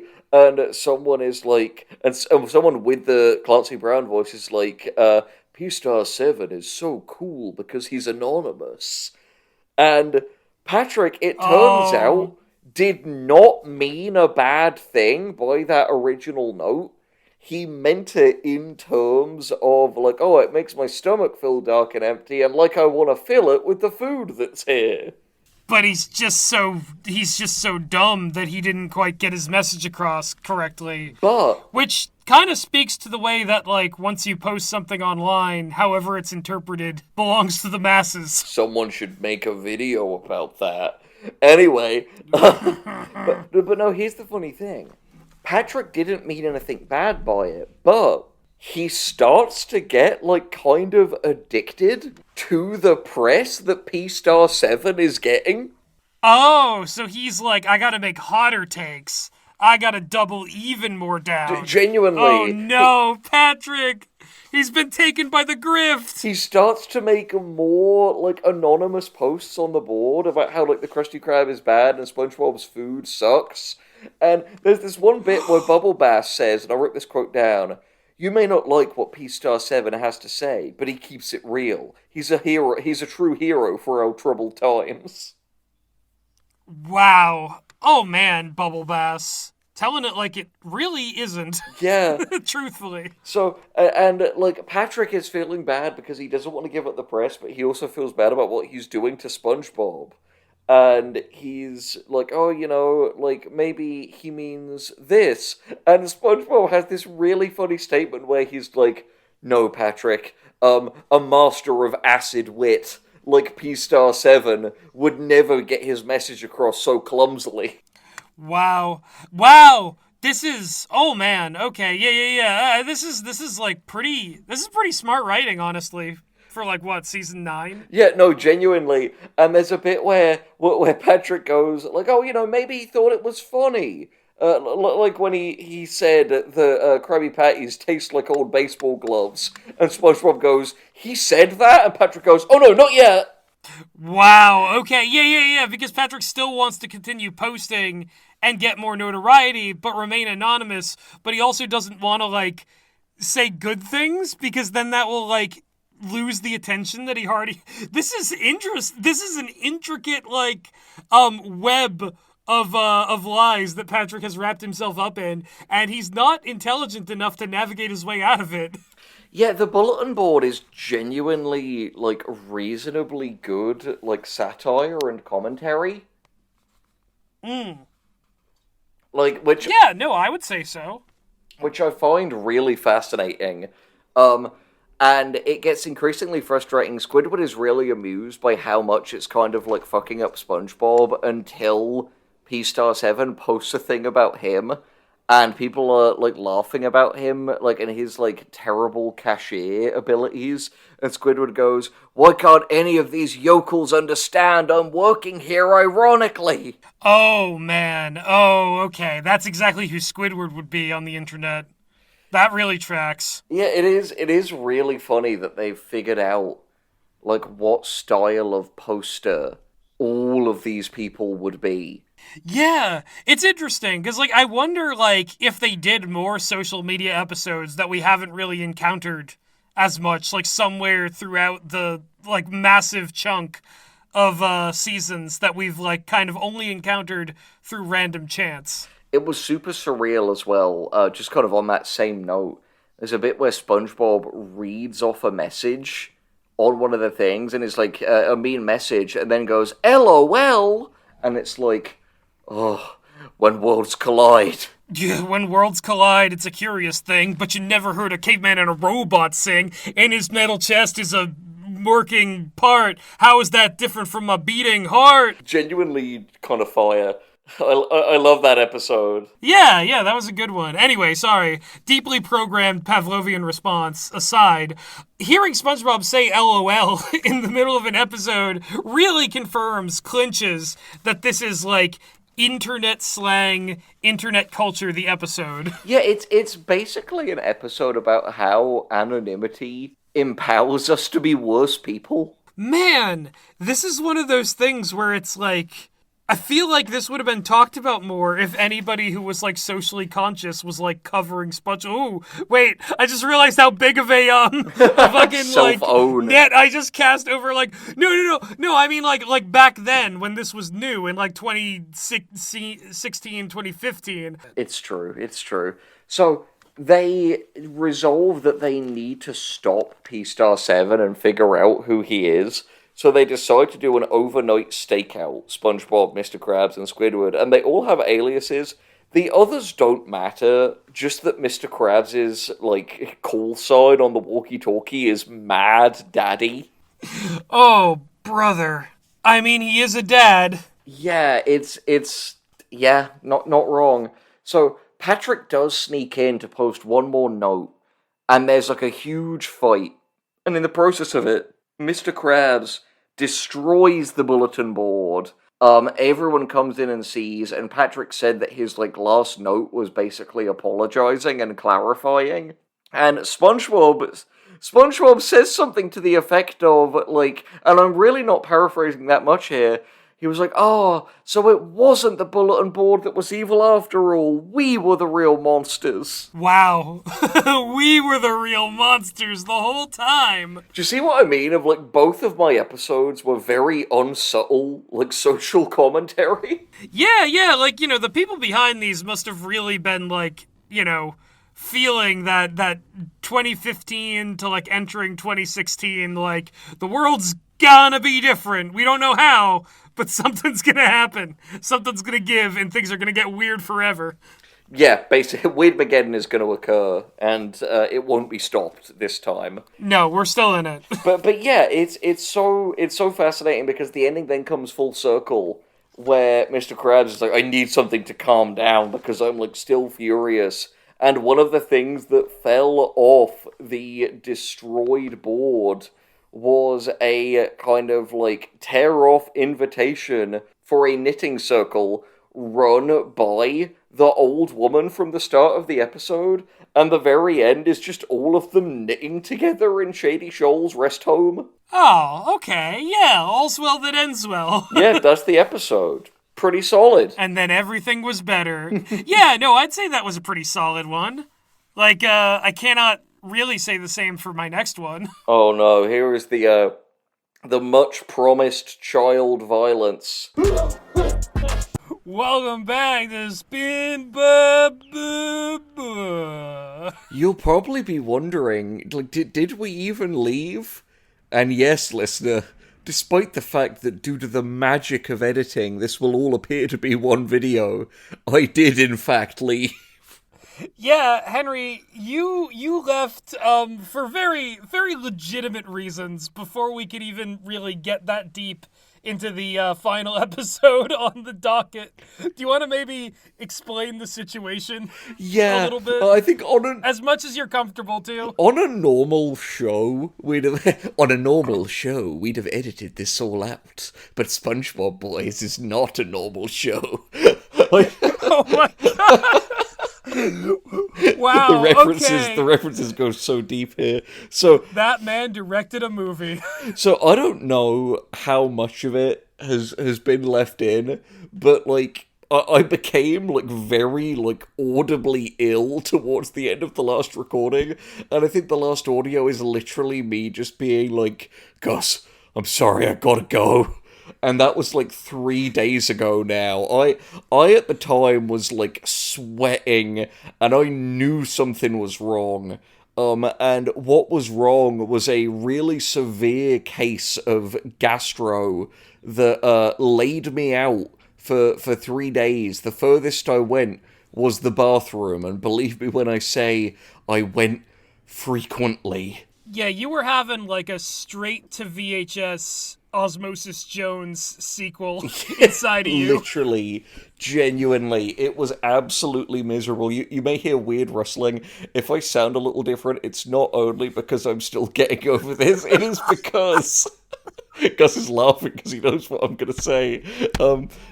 If ever you've wondered how devoted we are not alive to getting your entertainment to you, whether it's these videos or anything else, I am in bed holding the microphone recording this.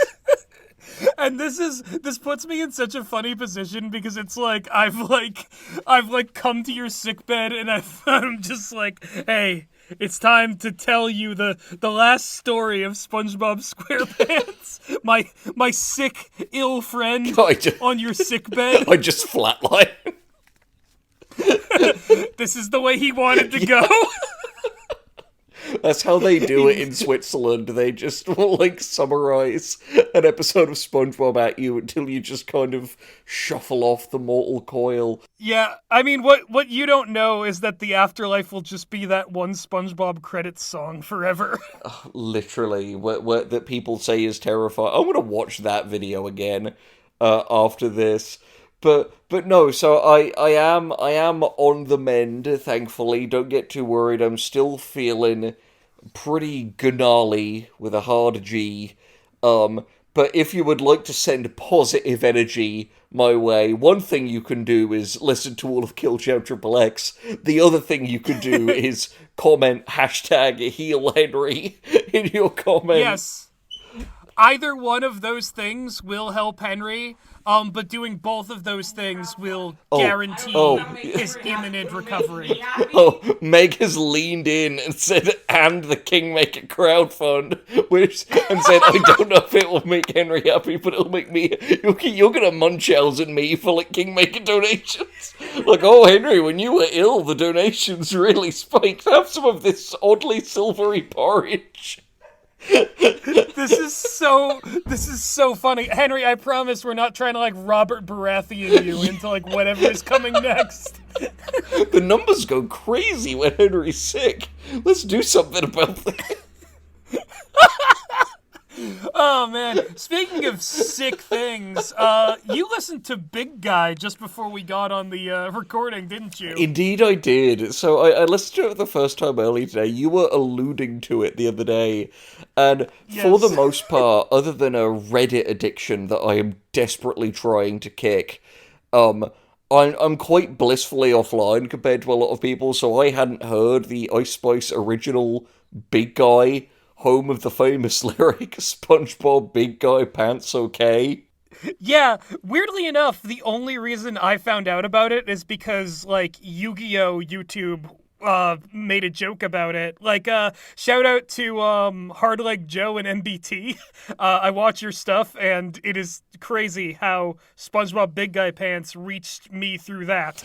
Yeah, it's a horrible song. I don't think it should surprise anyone. Like, I enjoy all kinds of music. We both enjoy all kinds of music. So, like, no shade to, like, modern, like, rap and hip-hop or anything like that. But I don't think people who are really invested deeply in that genre would also necessarily say that Ice Spice is the best representative. I knew two things about Ice Spice prior to this. One I've already told Gus, the other I've been saving for the recording. The first one is that she released a song called You Think You're the Shit, parenthesis, fart. And the other one... A certain YouTuber's favorite song by any pop star. for no reason. For no real reason. Don't know if the mic will have picked up that comical sniff I just did. It took about 10 years off my life. The other fact I knew about Ice Spice, and this is so genuinely craven, I almost respect it, but for extra money, she plays ads for stuff at her concerts. So, like, just like jingles or like well, you know how people at a concert will have like a big screen behind them. Occasionally hers will be like, Garnier, Vidal Sassoon. That's Wow, that feels like that would be really distracting. Like you bought tickets to this like music performance and you're just like, wow, I'm being advertised to right now. That's so weird. Meg said to me this morning in the car after I showed Meg Big Guy, because I was at least well enough to go to Woolworths and get some cucumbers and breadsticks, which is what I've been subsisting on. But the something Meg said to me was, I don't know if this has actually happened, but Ice Spice gives me the energy of someone who would just go on her phone during a concert that she was performing. Yeah, honestly, Ice Spice is one of those celebrities that I only know about through like context is given, but I've never really, other than Big Guy, heard a single one of her songs. I literally for a while thought that like it was like one of the Spice Girls still making music, and it made me realize I'm like out of step with today's youth. And B, I don't remember who the Spice Girls were all named. I'm pretty sure Billy Butcher said something about them in one of the seasons of The Boys. You forget the boys. We need big guys. We need the SpongeBob boys. Okay, let's go. Episode time. Yeah, so I can't remember a damn thing you told me about it. The sickness neuralized me. That's okay. We're going to be starting at the beginning of this episode, just because I don't know how much I left in of the sickness occurring. Probably very little, just out of respect for the pain you were going through. I appreciate that. So this episode is called Trident Trouble, and it is unique in that it has I don't know if it's unique. This might have happened again. There's so many episodes. We have not seen them all. But this has an animated title card with, like, in the corner of the screen, there are, like, masked individuals wearing cloaks who are, like, kind of like a Greek chorus. And when the title card comes up, they announce their intention to, like, we will narrate this epic tale of stupidity. Is exact quote there. They love to do their kind of, like, framing devices. I have to appreciate, at least, that they've put in some effort here to kind of make this original. Yeah, so it's dealing with kind of like a Greek chorus style thing, and we've got King Neptune in this episode, which, you know, is kind of mixing cultures a little bit, but it's that same sort of like classic antiquity kind of time period. Kids aren't gonna know the difference, says the executive. I have vague memories as it was taking hold of me of you saying that very specifically it's classic style Neptune, not problematic Jeffrey Tambor Neptune from the movie. Right, yeah. This is a Neptune that we can, like, get behind. A Neptune that's done nothing wrong. Do you ever think about assume the fact that Mindy the Mermaid was Scarlett Johansson? Wow! Is this your first time learning That this? is crazy! No, I guess I just never thought that much about Mindy the Mermaid. I'm sorry, But she was my name's like not Patrick she Star. was a weirdly big part of that first movie. Yeah, she gave them the mustaches so that they could unlock their domain expansion. They've just gotta believe. Yeah, so anyway, Neptune's here. The Greek chorus is, like, really gassing him up. They're like, behold Neptune, and behold his mighty trident, and behold the Kraken. And a Kraken emerges from the seafloor. It's like a big pink squid monster with sharp teeth, and it spits all over the chorus, and they go, a disgusting sea monster. I think, to be honest, we're just kind of lucky they're not like, behold, the Kraken between Patrick's cheeks. Full screen Patrick at us. Considering some of the episodes we've had. Or it's like, behold the Kraken, and it's people cracking some hot babes. That's slang, right? I think cracking is now the new, like, we're fucking I don't slang. know. I'm not signing off on it until I can get confirmation. I'm not signed off on it if it's confirmed. Like, I'm not saying that it's always been nice. Like, fucking itself sounds kind of aggressive, and, like, pounding, definitely. But, like, cracking, I know it implies a lasting damage. No, I know. It is like one of those things where it's just like, God, like, like, even like, when it was like, oh, you're gonna pull somebody, it's like, all right. Yeah. You're gonna pull what? I love Pull what out of where? I love language, I love linguistics, but like sometimes words are scary these days. It's like that whole like clavicular was like looks modding and munting and like what does any of this mean? Yeah, no, exactly. Once again, showing that we are the elders and not in touch with, the Ice Spice listening I love youth the of young today. people. I love the young people. So anyway, Neptune defeats the Kraken, sends it flying with like a blast of magic from his trident, and the chorus is like, wow, Neptune is an awesome dude, is what they say. I mean, in the traditional sense, yes. Yeah, he is awesome. He inspires awe. And then SpongeBob shows up, and they're like, and behold, this idiot. And SpongeBob bumps into Neptune. SpongeBob drops his spatula. Neptune drops his trident. And because SpongeBob is reading a comic book, he doesn't notice that he picks up the trident. And they kind of like, apologize to each other and switch implements. So now SpongeBob has the trident, and Neptune has the spatula. Hence the trouble. This is a slight non sequitur, but is it like a Mermaid Man and Barnacle Boy comic?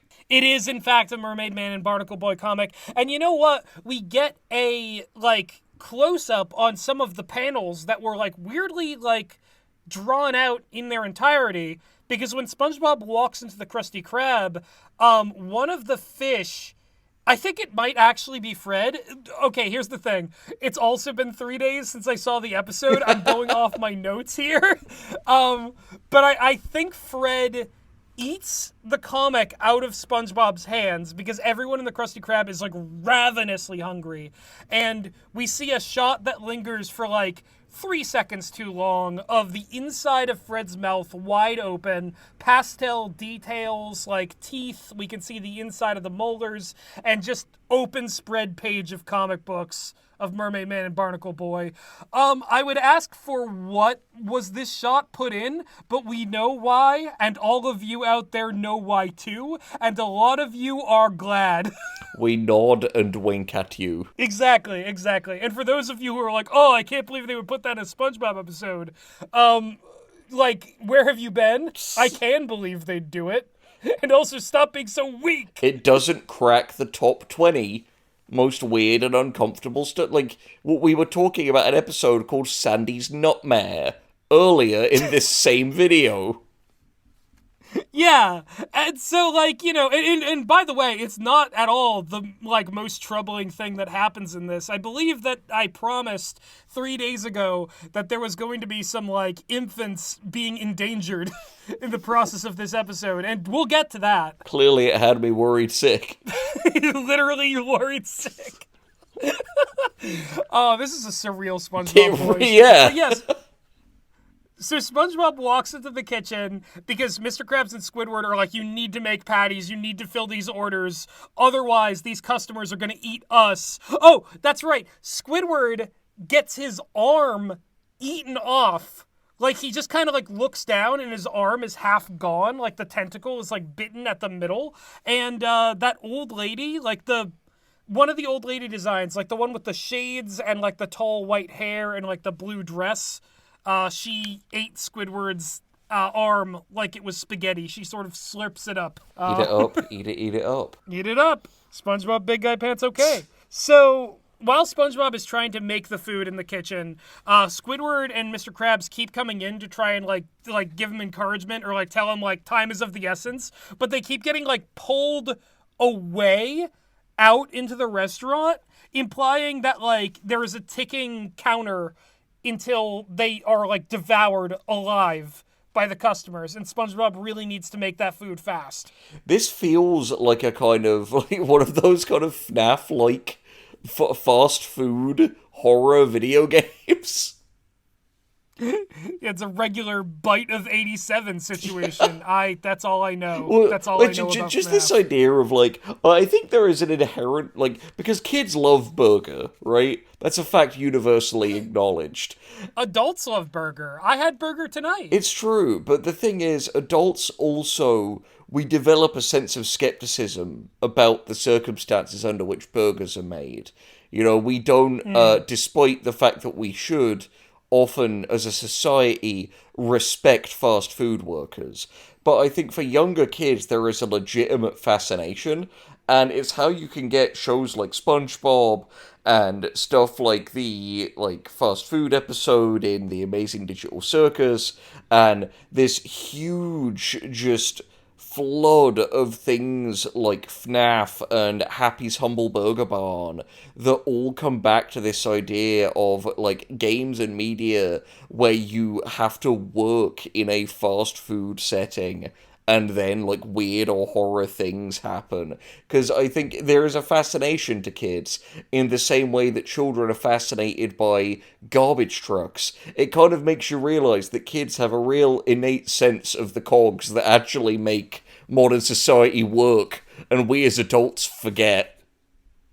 Yeah, and that's the thing. It's like, I think when SpongeBob came out back in the 90s, it was kind of a subversion to have, like, the character's, like, aspirational job and the thing that makes him happy being a fry cook, and to center, like, a lot of the comedy around, like, you know, working in a restaurant, making burgers, having, like, the guy across the street who wants to steal the secret formula, and that'll be, like, his secret to success. Like, you know, a lot of these jokes really were, you know, smart and ahead of their time, in a way. Yeah, this is a hilarious comparison, but not one that is unwelcome on this channel. SpongeBob was kind of the Denji of his day, in that you're right, when you look at the kind of 90s landscape, a lot of it is this kind of like, well, kids want wish fulfillments, they want like grand adventure, and it's like, no, here is a guy who is happy with his dead-end job and being at home with his like cat and his idiot neighbor who like blow bubbles and in essence catch butterflies in nets together. Oh, and he's like 30 and he can't drive, and somehow he can afford a house on one income. The economy in the 90s was amazing, dude. Yeah. It sucks that we're not there anymore. Remember what they took from us. God. Oh, could you imagine if anything bad came out about Bill Clinton? Oh, dude, that'd just destroy me. Yeah. And we can't have that because you are like on the door right now. No, seriously, I think finding out that Bubba did anything wrong in his like spotless, wonderful, beautiful life would just kill me. It would be the final nail. Me just being like, yeah, all right, and me just stuffing the soul back into your body. Yeah. Let's keep talking about the episode. Don't read the news. Yeah, don't read the news. Nothing happens. He played the saxophone. He's a cool guy. Exactly. So SpongeBob needs to make these burgers fast, and he does not recognize that the like tool that he's been using to flip the burgers is a trident and not his spatula. Like visually, I don't know how this doesn't register because it looks nothing like a spatula. I didn't laugh because that's a good joke. I'd laugh because I just thought you do not recognize the patties on the grill. Yeah, it's legitimately distressing, but it's about to get more distressing because SpongeBob, like, he says, like, oh, I wish that the, like, lettuce and tomatoes would chop themselves up, and, like, as a result of this, a beam of magic goes from the trident, and the lettuce and tomatoes turn into, like, anthropomorphic little designs of themselves. There are two tomatoes. One of them is, like, wielding a knife, and is like, yeah, let's do it. And the cabbage, the lettuce, the head of lettuce goes like, that's right, cut me up good, girlfriend. That's such a sinister line. Yeah, and like, the thing is, like, I was kind of, like, in shock at like what was going on here, because SpongeBob's ability to bring things to life, or at least like the Trident's magic, it starts to go to some very strange places almost immediately. And I could not help but feel that there was a kind of like way ahead of its time metaphor here for generative AI. Yeah, okay, this I remember, because I think this was maybe the last thing you were telling to me before I was like, "Guys, I have to go." I need to go. The sickness has me. I got to go. But no, I remember you telling me this, because yeah, it's this idea of the, and funnily enough, this is legitimately something that SpongeBob as a show, throughout its entire existence, has always engaged with. Both in the first SpongeBob episode, in their John Henry parody, SpongeBob versus the Patty Gadget, and in the episode where Mr. Krabs sells the Krusty Krab to Krabby on Mondays, and that machine is kind of making them, and they're like full of that like weird grey sludge. SpongeBob, despite the fact that it has increasingly become rather sloppy, has always been an anti-slop show. It's true. And I think like for all the terrible things you can say about Mr. Krabs as both a business owner and as like a person, it does indeed like have a like small business local to the community that seems to be a pillar of like eating within it. Barring something like the Shell Shack, I guess, he is like, providing a service to the community and not like franchising globally in any kind of exploitative way. I mean, it used to be a movie-level event when he, like, Girthmore-style franchised a single other store. Yeah, and like right next door to it too. Which again, as I think we pointed out a million years ago in the last recording, is the end of all continuity in SpongeBob. So really, like, as far as like the canon is concerned, the Krusty Krab never becomes a chain. And in that way, it gets to kind of be pure. Like, even despite Mr. Krabs' greed, there is something about the Krusty Krab that is almost aspirational. I think we've talked about this on an episode before. It's like those really unnerving images that I think are on the like r/liminal space subreddit that are just called Out of Business. And it's just the Krusty Krab and the Chum Bucket, but people have like edited the signs off and the doors are boarded closed. Yeah. No, that stuff is so, again, like, that, because The Simpsons will do, like, weird things by doing the kind of Daveite Homer stuff, but we don't get as much as that in SpongeBob.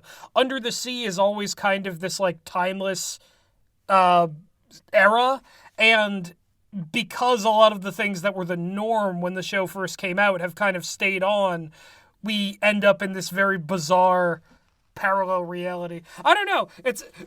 I guess we're getting a little bit deep here because like when you've spent a like 2-3 day period in an abusive relationship with your own toilet, you begin to wax a little bit philosophical the first time you've had an extended on-mic conversation. After that, you start to think about life, you start to think about death, you start to think about the passing of time. Yeah, Henry, you've been asking yourself the big questions, the big guy questions. big guy questions, okay? But no, it is. I mean, it's a testament to the fact that earlier in the episode we were like freaking out, being like, "Is SpongeBob doing commentary on the internet? Did SpongeBob just say LOL? What?" Yeah, and this really does feel like you could take this to mean like, You really could take this episode to mean generative AI, because like the way that he is like rushing the Trident spatula to get results in the like patties animating themselves and going into burgers and like going out into the restaurant and being like gleefully eaten up by the customers. I can't wait for Patty Loab. Patty Loab is actually like the next beat. Because SpongeBob, like, is even more hurried, and so he fires up Spatch GPT even more, and what happens is the Krabby Patties become, like, evil cannibals, and they grow sharp teeth, and they start eating each other out in the middle of the restaurant, and this is very distressing to the customers. Sorry. I had a proper Archer freezing moment. Just you going, they grow sharp teeth and they begin eating each other out in the middle of the restaurant. No. Oh wow, this episode went hardcore. Neptune's Trident ain't nothing to fuck each other. They begin eating each other out in the restaurants. I can't unhear it now. I'm sorry. It just sounds like you're putting more emphasis on it. There needs to be something that, like, I know a comma would be inappropriate here, but there needs to be some kind of, like way of clarifying. Okay, so the Patty Loabs are going ape. Yeah, they're going absolutely nuts, and SpongeBob starts seeing the patties going crazy, and he's a little bit concerned. But Mr. Krabs is like, "Oh, well, our food is absolutely like selling like crazy. Like this is incredible." And SpongeBob says, "Oh, Mr. Krabs, I wish you wouldn't make it so much about the money." And the magical trident hits Mr. Krabs, and as a result of this wish, Mr. Krabs starts like throwing his money at people. Oh my god. Yeah, so he's like hurling these like bags of money at the customers, and some of them start like running away because they're like getting pelted with coins, and he chases them out of the restaurant, and he has like a wheelbarrow full of like sacks of money, and he's throwing them, and you hear him just go, "Why can't I stop?" That's so that's so dark and so funny. I love it. Oh, by the way, I should point out that Bachelor has the Trident has a face. Like, it has like a weird little like bug-eyed, like round-toothed, like Rick and Morty face on it. Why are we going all in on just like everything is anthropomorphized in this episode? Oh, are we? Yes. So the Trident like gets set to Wumbo, which is what I exactly put in my notes. It's first grade, SpongeBob. I put set to Wumbo in my notes, but I think like when I wrote that down, I did so absentmindedly and didn't realize that I was making a reference to SpongeBob. So did you think that it actually was set to Wumbo? No, I just kind of was like, yeah, it's set to Wumbo. Like, and I'm like, that's from something. But I didn't like in my mind, I didn't like put together that I was like referencing SpongeBob in SpongeBob. If you do that, you might break reality itself. Yeah, much like the way that the Trident is doing. Much like how the Trident is doing, the chorus actually bursts back into the narrative. They've been like absent for a lot of this, but they come out of the cupboard in the kitchen and they start like chanting like magic. They start chanting magic. That's all my note says, is that they chant magic. Wouldn't it be so funny, by the way? This would be a very like Coen Brothers type thing to do, but a like movie that like establishes in the very first scene that they're gonna have like a great chorus, but then they don't show up for the entire movie, and then at the very end the like tour bus with them shows up and turns out they were like stuck in traffic for the entire events of the film. That is such a bizarre joke, because it's like who is gonna like, you know, like what else is the movie going to be? And then like just at the end you're like, here it is, the framing device that wasn't. They're back. They did nothing. That movie was great. I can tell by how asinine people are being about it on Letterboxd. It must have been good. That's where I go to download all my opinions. So SpongeBob goes out and he starts like wrecking havoc with the Trident, basically like trying to like do good and help people. Like, I guess he's just taken off work now. He starts like making wishes on the Trident, which includes he zaps a baby's pacifier, and the pacifier grows into like a anthropomorphized pacifier, which horribly, unbearably, to anyone's eyes and sense of decency, places the infant inside of its own mouth and starts sucking on it. Oh, that's weird. Yeah, I didn't like it. That's why I gave warnings. It's bad.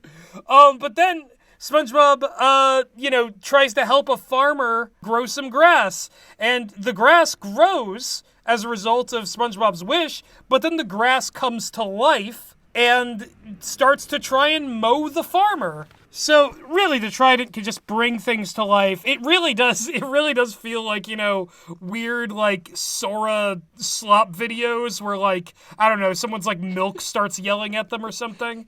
It does remind me of the older days of AI. And I think you spoke about this in a thing where it'd be like AI burger commercial, and it's a nightmarish mix of people eating burgers, being eaten by burgers, fusing with burgers in a burger world full of burger buildings.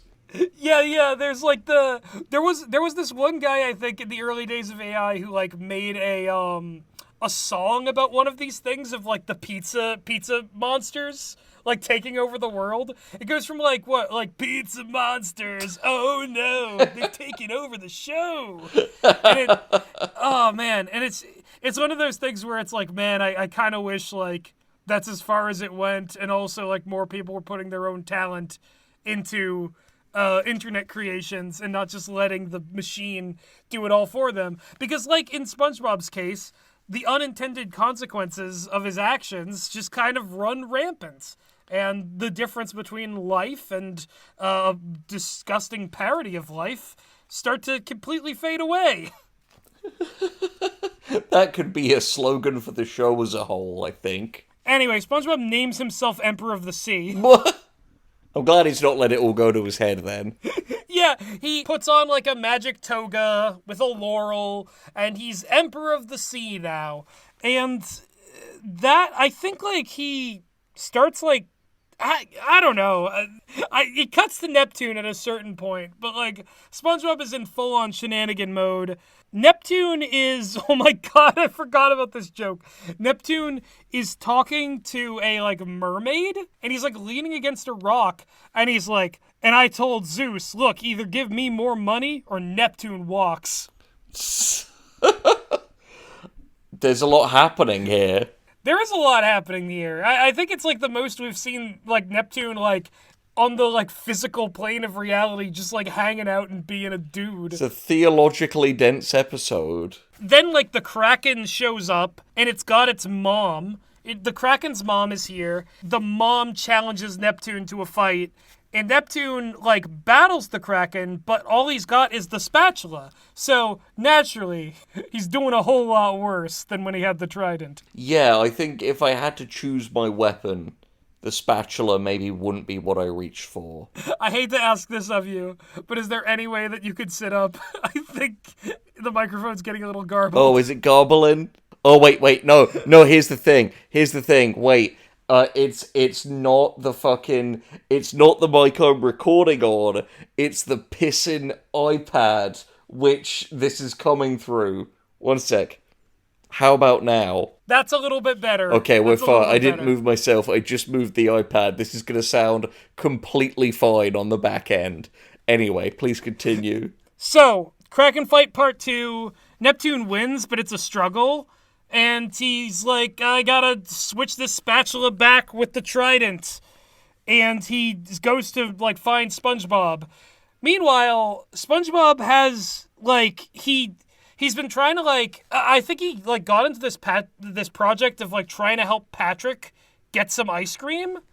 And he conjured, like, an ice cream truck out of the sky, which, like, the ice cream man didn't like because it spilled out all his ice cream. So SpongeBob had to, like, put the ice cream truck back together with the magic, which left Patrick back at square one. And then SpongeBob creates, like, an ice cream geyser out of the ground, like a naturally occurring, like, sort of, like, water shoot, but it's instead made of ice cream.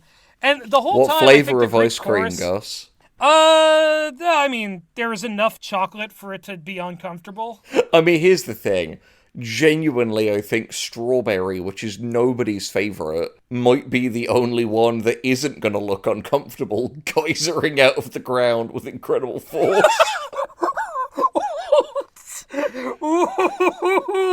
You know what I mean? You're very correct. No, yeah. Sorry, I'm just thinking about all those, certain countries where they will censor blood. Exactly. And it's like, this is worse, right? Yeah. You understand how that's worse?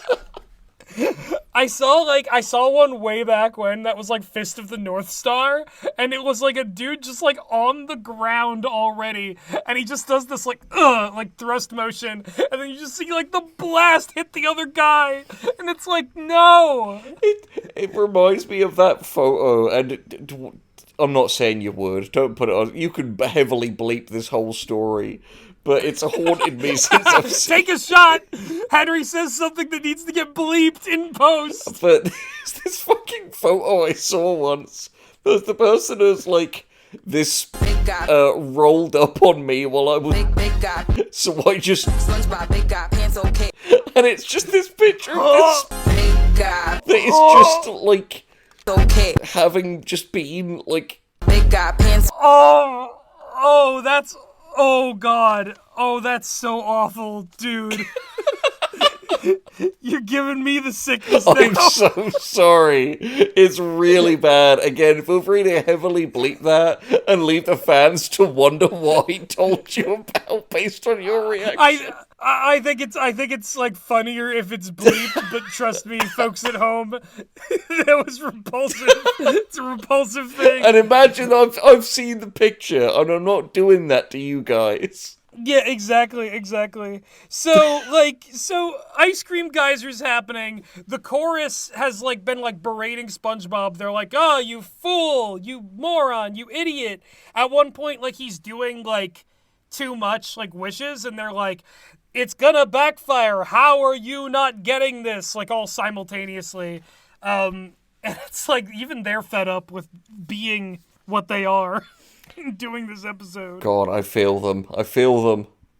So the chorus is salty. The Trident's like Rick and Morty face is like gone like full like freak out mode. And the Trident's going nuts. The chorus is like, without like its master to rein it in, the Trident has unleashed its true power, which like is so funny to me that like the lore of like Neptune's Trident in this episode is that it's not like a power amplifier for Neptune. Neptune is like a power inhibitor for the Trident, which is necessary for like the cosmos to continue unmolested by like bizarre anthropomorphic beings that will spontaneously show up. I'm fully now picturing Neptune coming back and having a kind of Gojo v Sukuna-esque fight with SpongeBob to try to get the Trident back.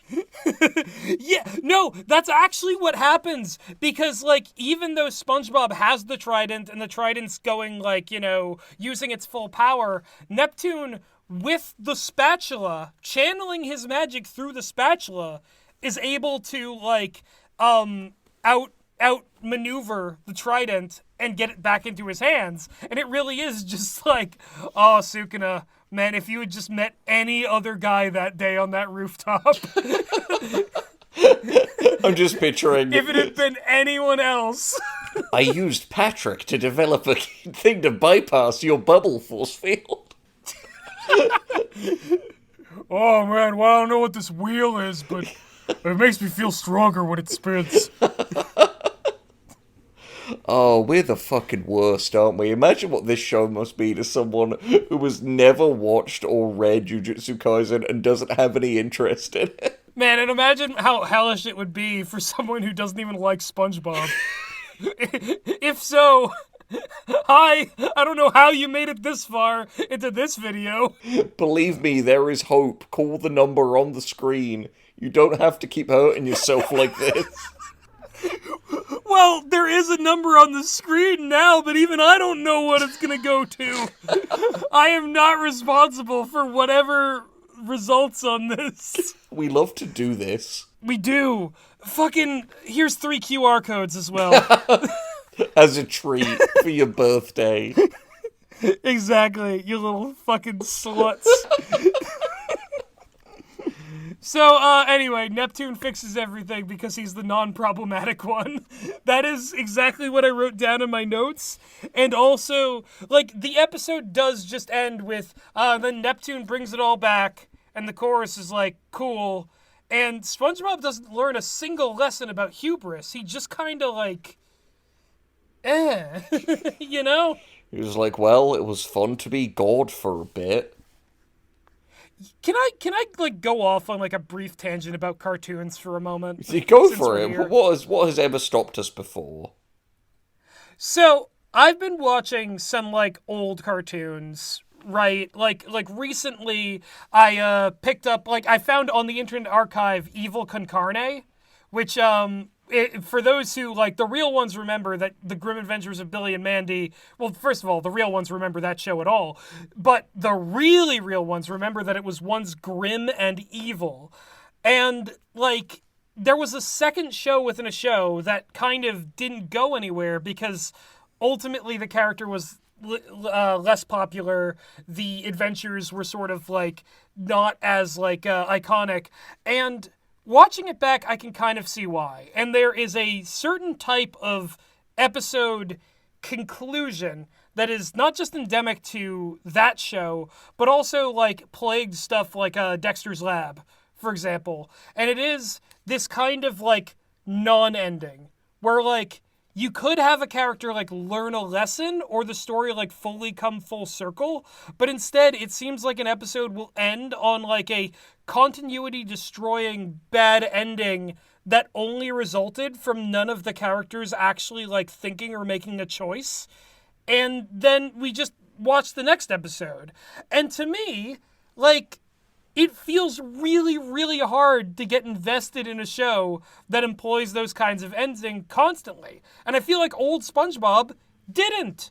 Old SpongeBob would usually, like, and I'm not saying there was continuity, but it would, like, tell a full story. The character would learn a lesson or at least, like, make a choice or undo some mistake they did, instead of it just being, like, the premise happens and it happens and it happens until it happens really big and no one's the wiser for it. We hit page count, boom, sold. And I don't mean to disparage any cartoon creators from back in the day, but it was like, man... I don't know. Am I crazy? Is this like a real thing? No, I think you're right, and I think it is something that Maxwell Atoms had a particular penchant for, because it definitely appeared a fair amount in the Grim Adventures of Billy and Mandy as well. Like, characters would just straight up die at the end of episodes in that, and I think it's something that, to the modern audience sensibility, really feels like a artifact of the kind of pre-on-demand, pre-streaming, pre-wiki days, where just objectively, most of the time, you would experience these shows out of order. Like, I had a genuinely trippy experience the other day in the parking lot of a mall a few weeks ago, where I was like, man, there are a lot of shows that I loved as a kid that I watched out of order. You know, your Ed, Edd n Eddy's, Grim Adventures of Billy and Mandy. Yeah. And it occurred to me this weird moment of, man, what if I haven't seen all of the episodes? You know? What if I would just never happened to be, like, at home, or, like, watching TV, or tuned to that particular channel at this particular time? And so, as a result, through all these years, having not been someone who was kind of, last act of I saw the TV Glow style, sat down to, like, rewatch everything that I loved as a kid on streaming. Like, that there may be these things out there that are incomplete that I haven't experienced. And I think genuinely, it's funny because audiences have gotten so used to incompleteness, or so used to completeness rather, that kind of incompleteness and that kind of like mystery and ambiguity is something that they seek, which is not necessarily the same phenomenon, but I think is in the same zip code as the phenomenon that, leads me to, while sick, watch like 2-hour like video game urban legend icebergs, which really aren't as much of a thing now that we can like fully like data mine all of the content out of like a video game, like it's something where I think we have all in our own ways become victims of convenience, and I think that has dribbled back into media. But I think as to why SpongeBob didn't have these episodes and now did is that, like, while obviously there are some day ones, like your like Mr. Lawrence's, who like also voice Plankton and a bunch of incidentals in addition to regularly writing for the show. How many of the people writing for the show these days are people who were fans of it when growing up, or are just kind of staff writers desperately looking for any TV writing gig? Yeah, yeah, I mean, you start to, like, as you grow up, see a little bit more of the gears turning. You see the strings above the puppets and all that. And in a weird way, I think, like, SpongeBob Boys itself is a kind of project of remystification.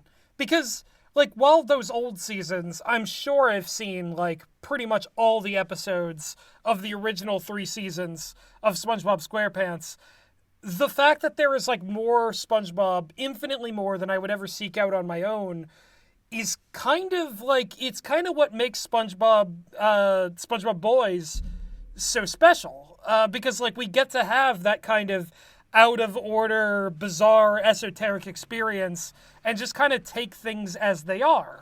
Yeah, we are consuming media in a way that people kind of intuitively don't these days, and as such we are giving ourselves and you, the viewer, the joy of feeling not ready.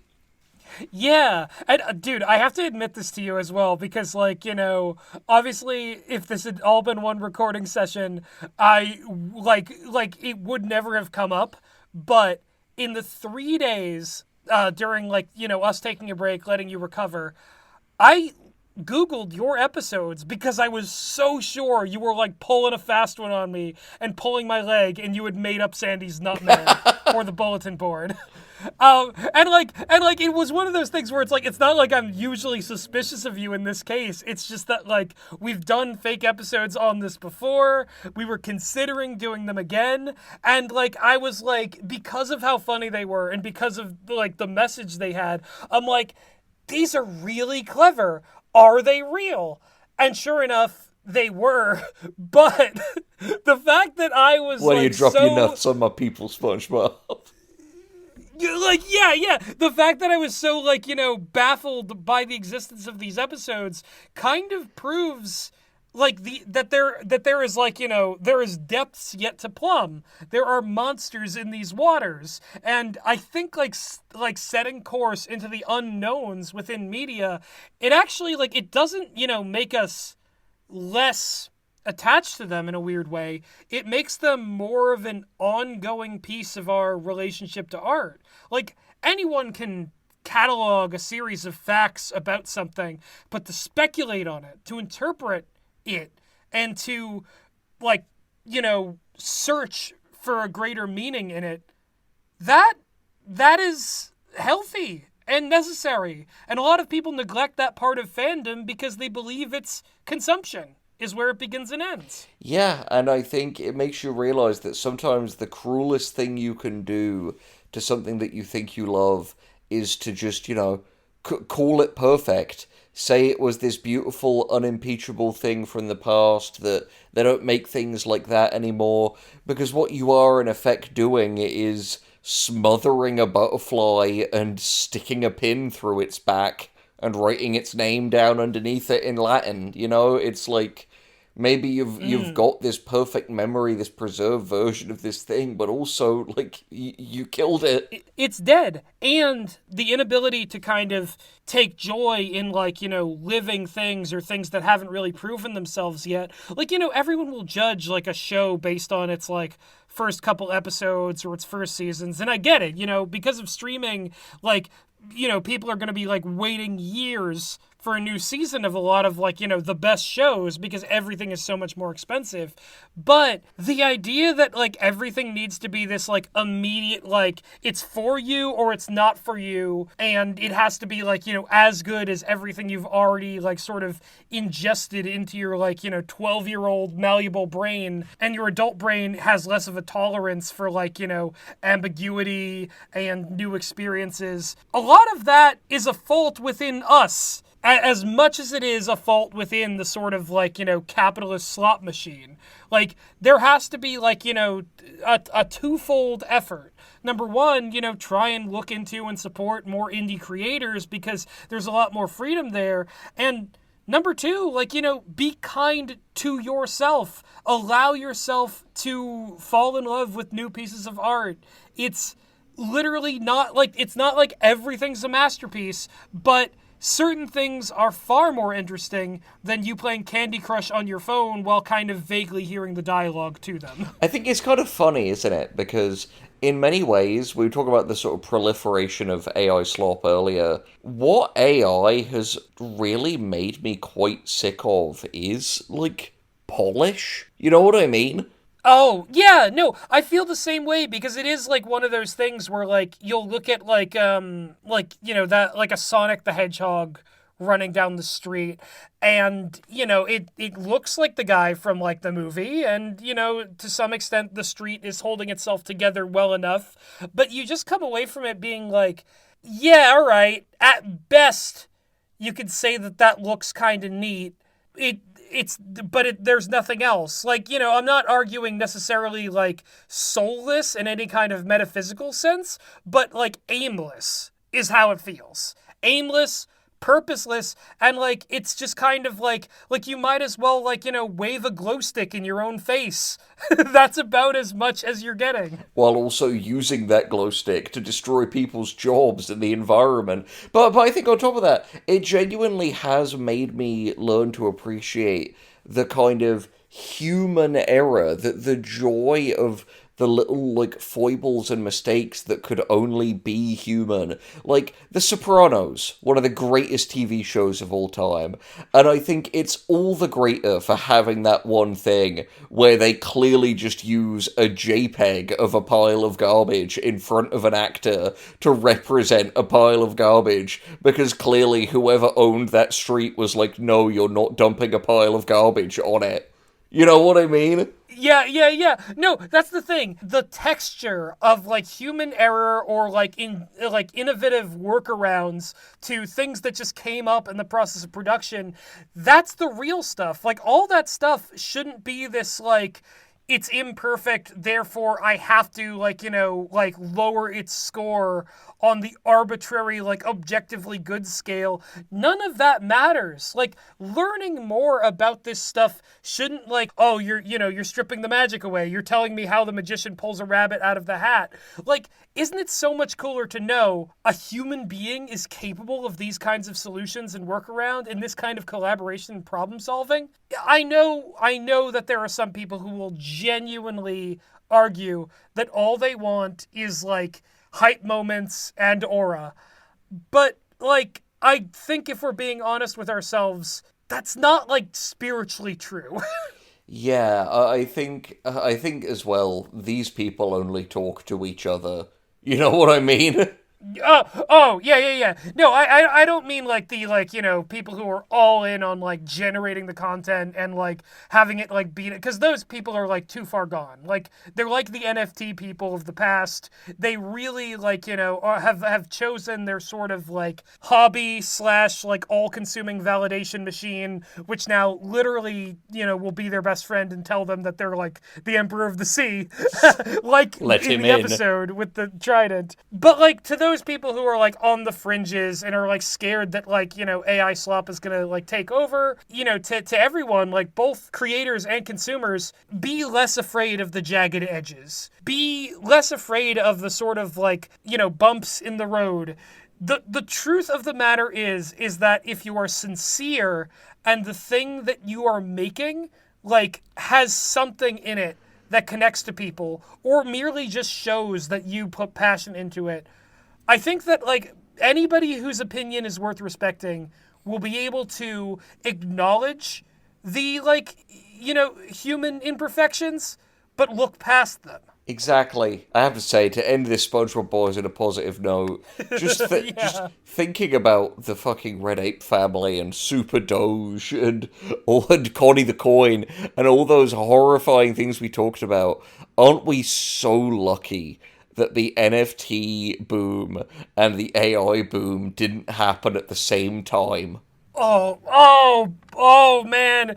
We'd get Connie the Coin and Tung Sahur adventures. Oh. Sign me up for death. I want the void. I don't want to be human anymore. Hashtag heal Henry, I need it again. Heal Henry, heal us both. I'm about to go get some cinder blocks and go to Bikini Bottom. And we'll be healing with you again in the near future. Please be safe. We're gonna be fine. We just like making dark jokes.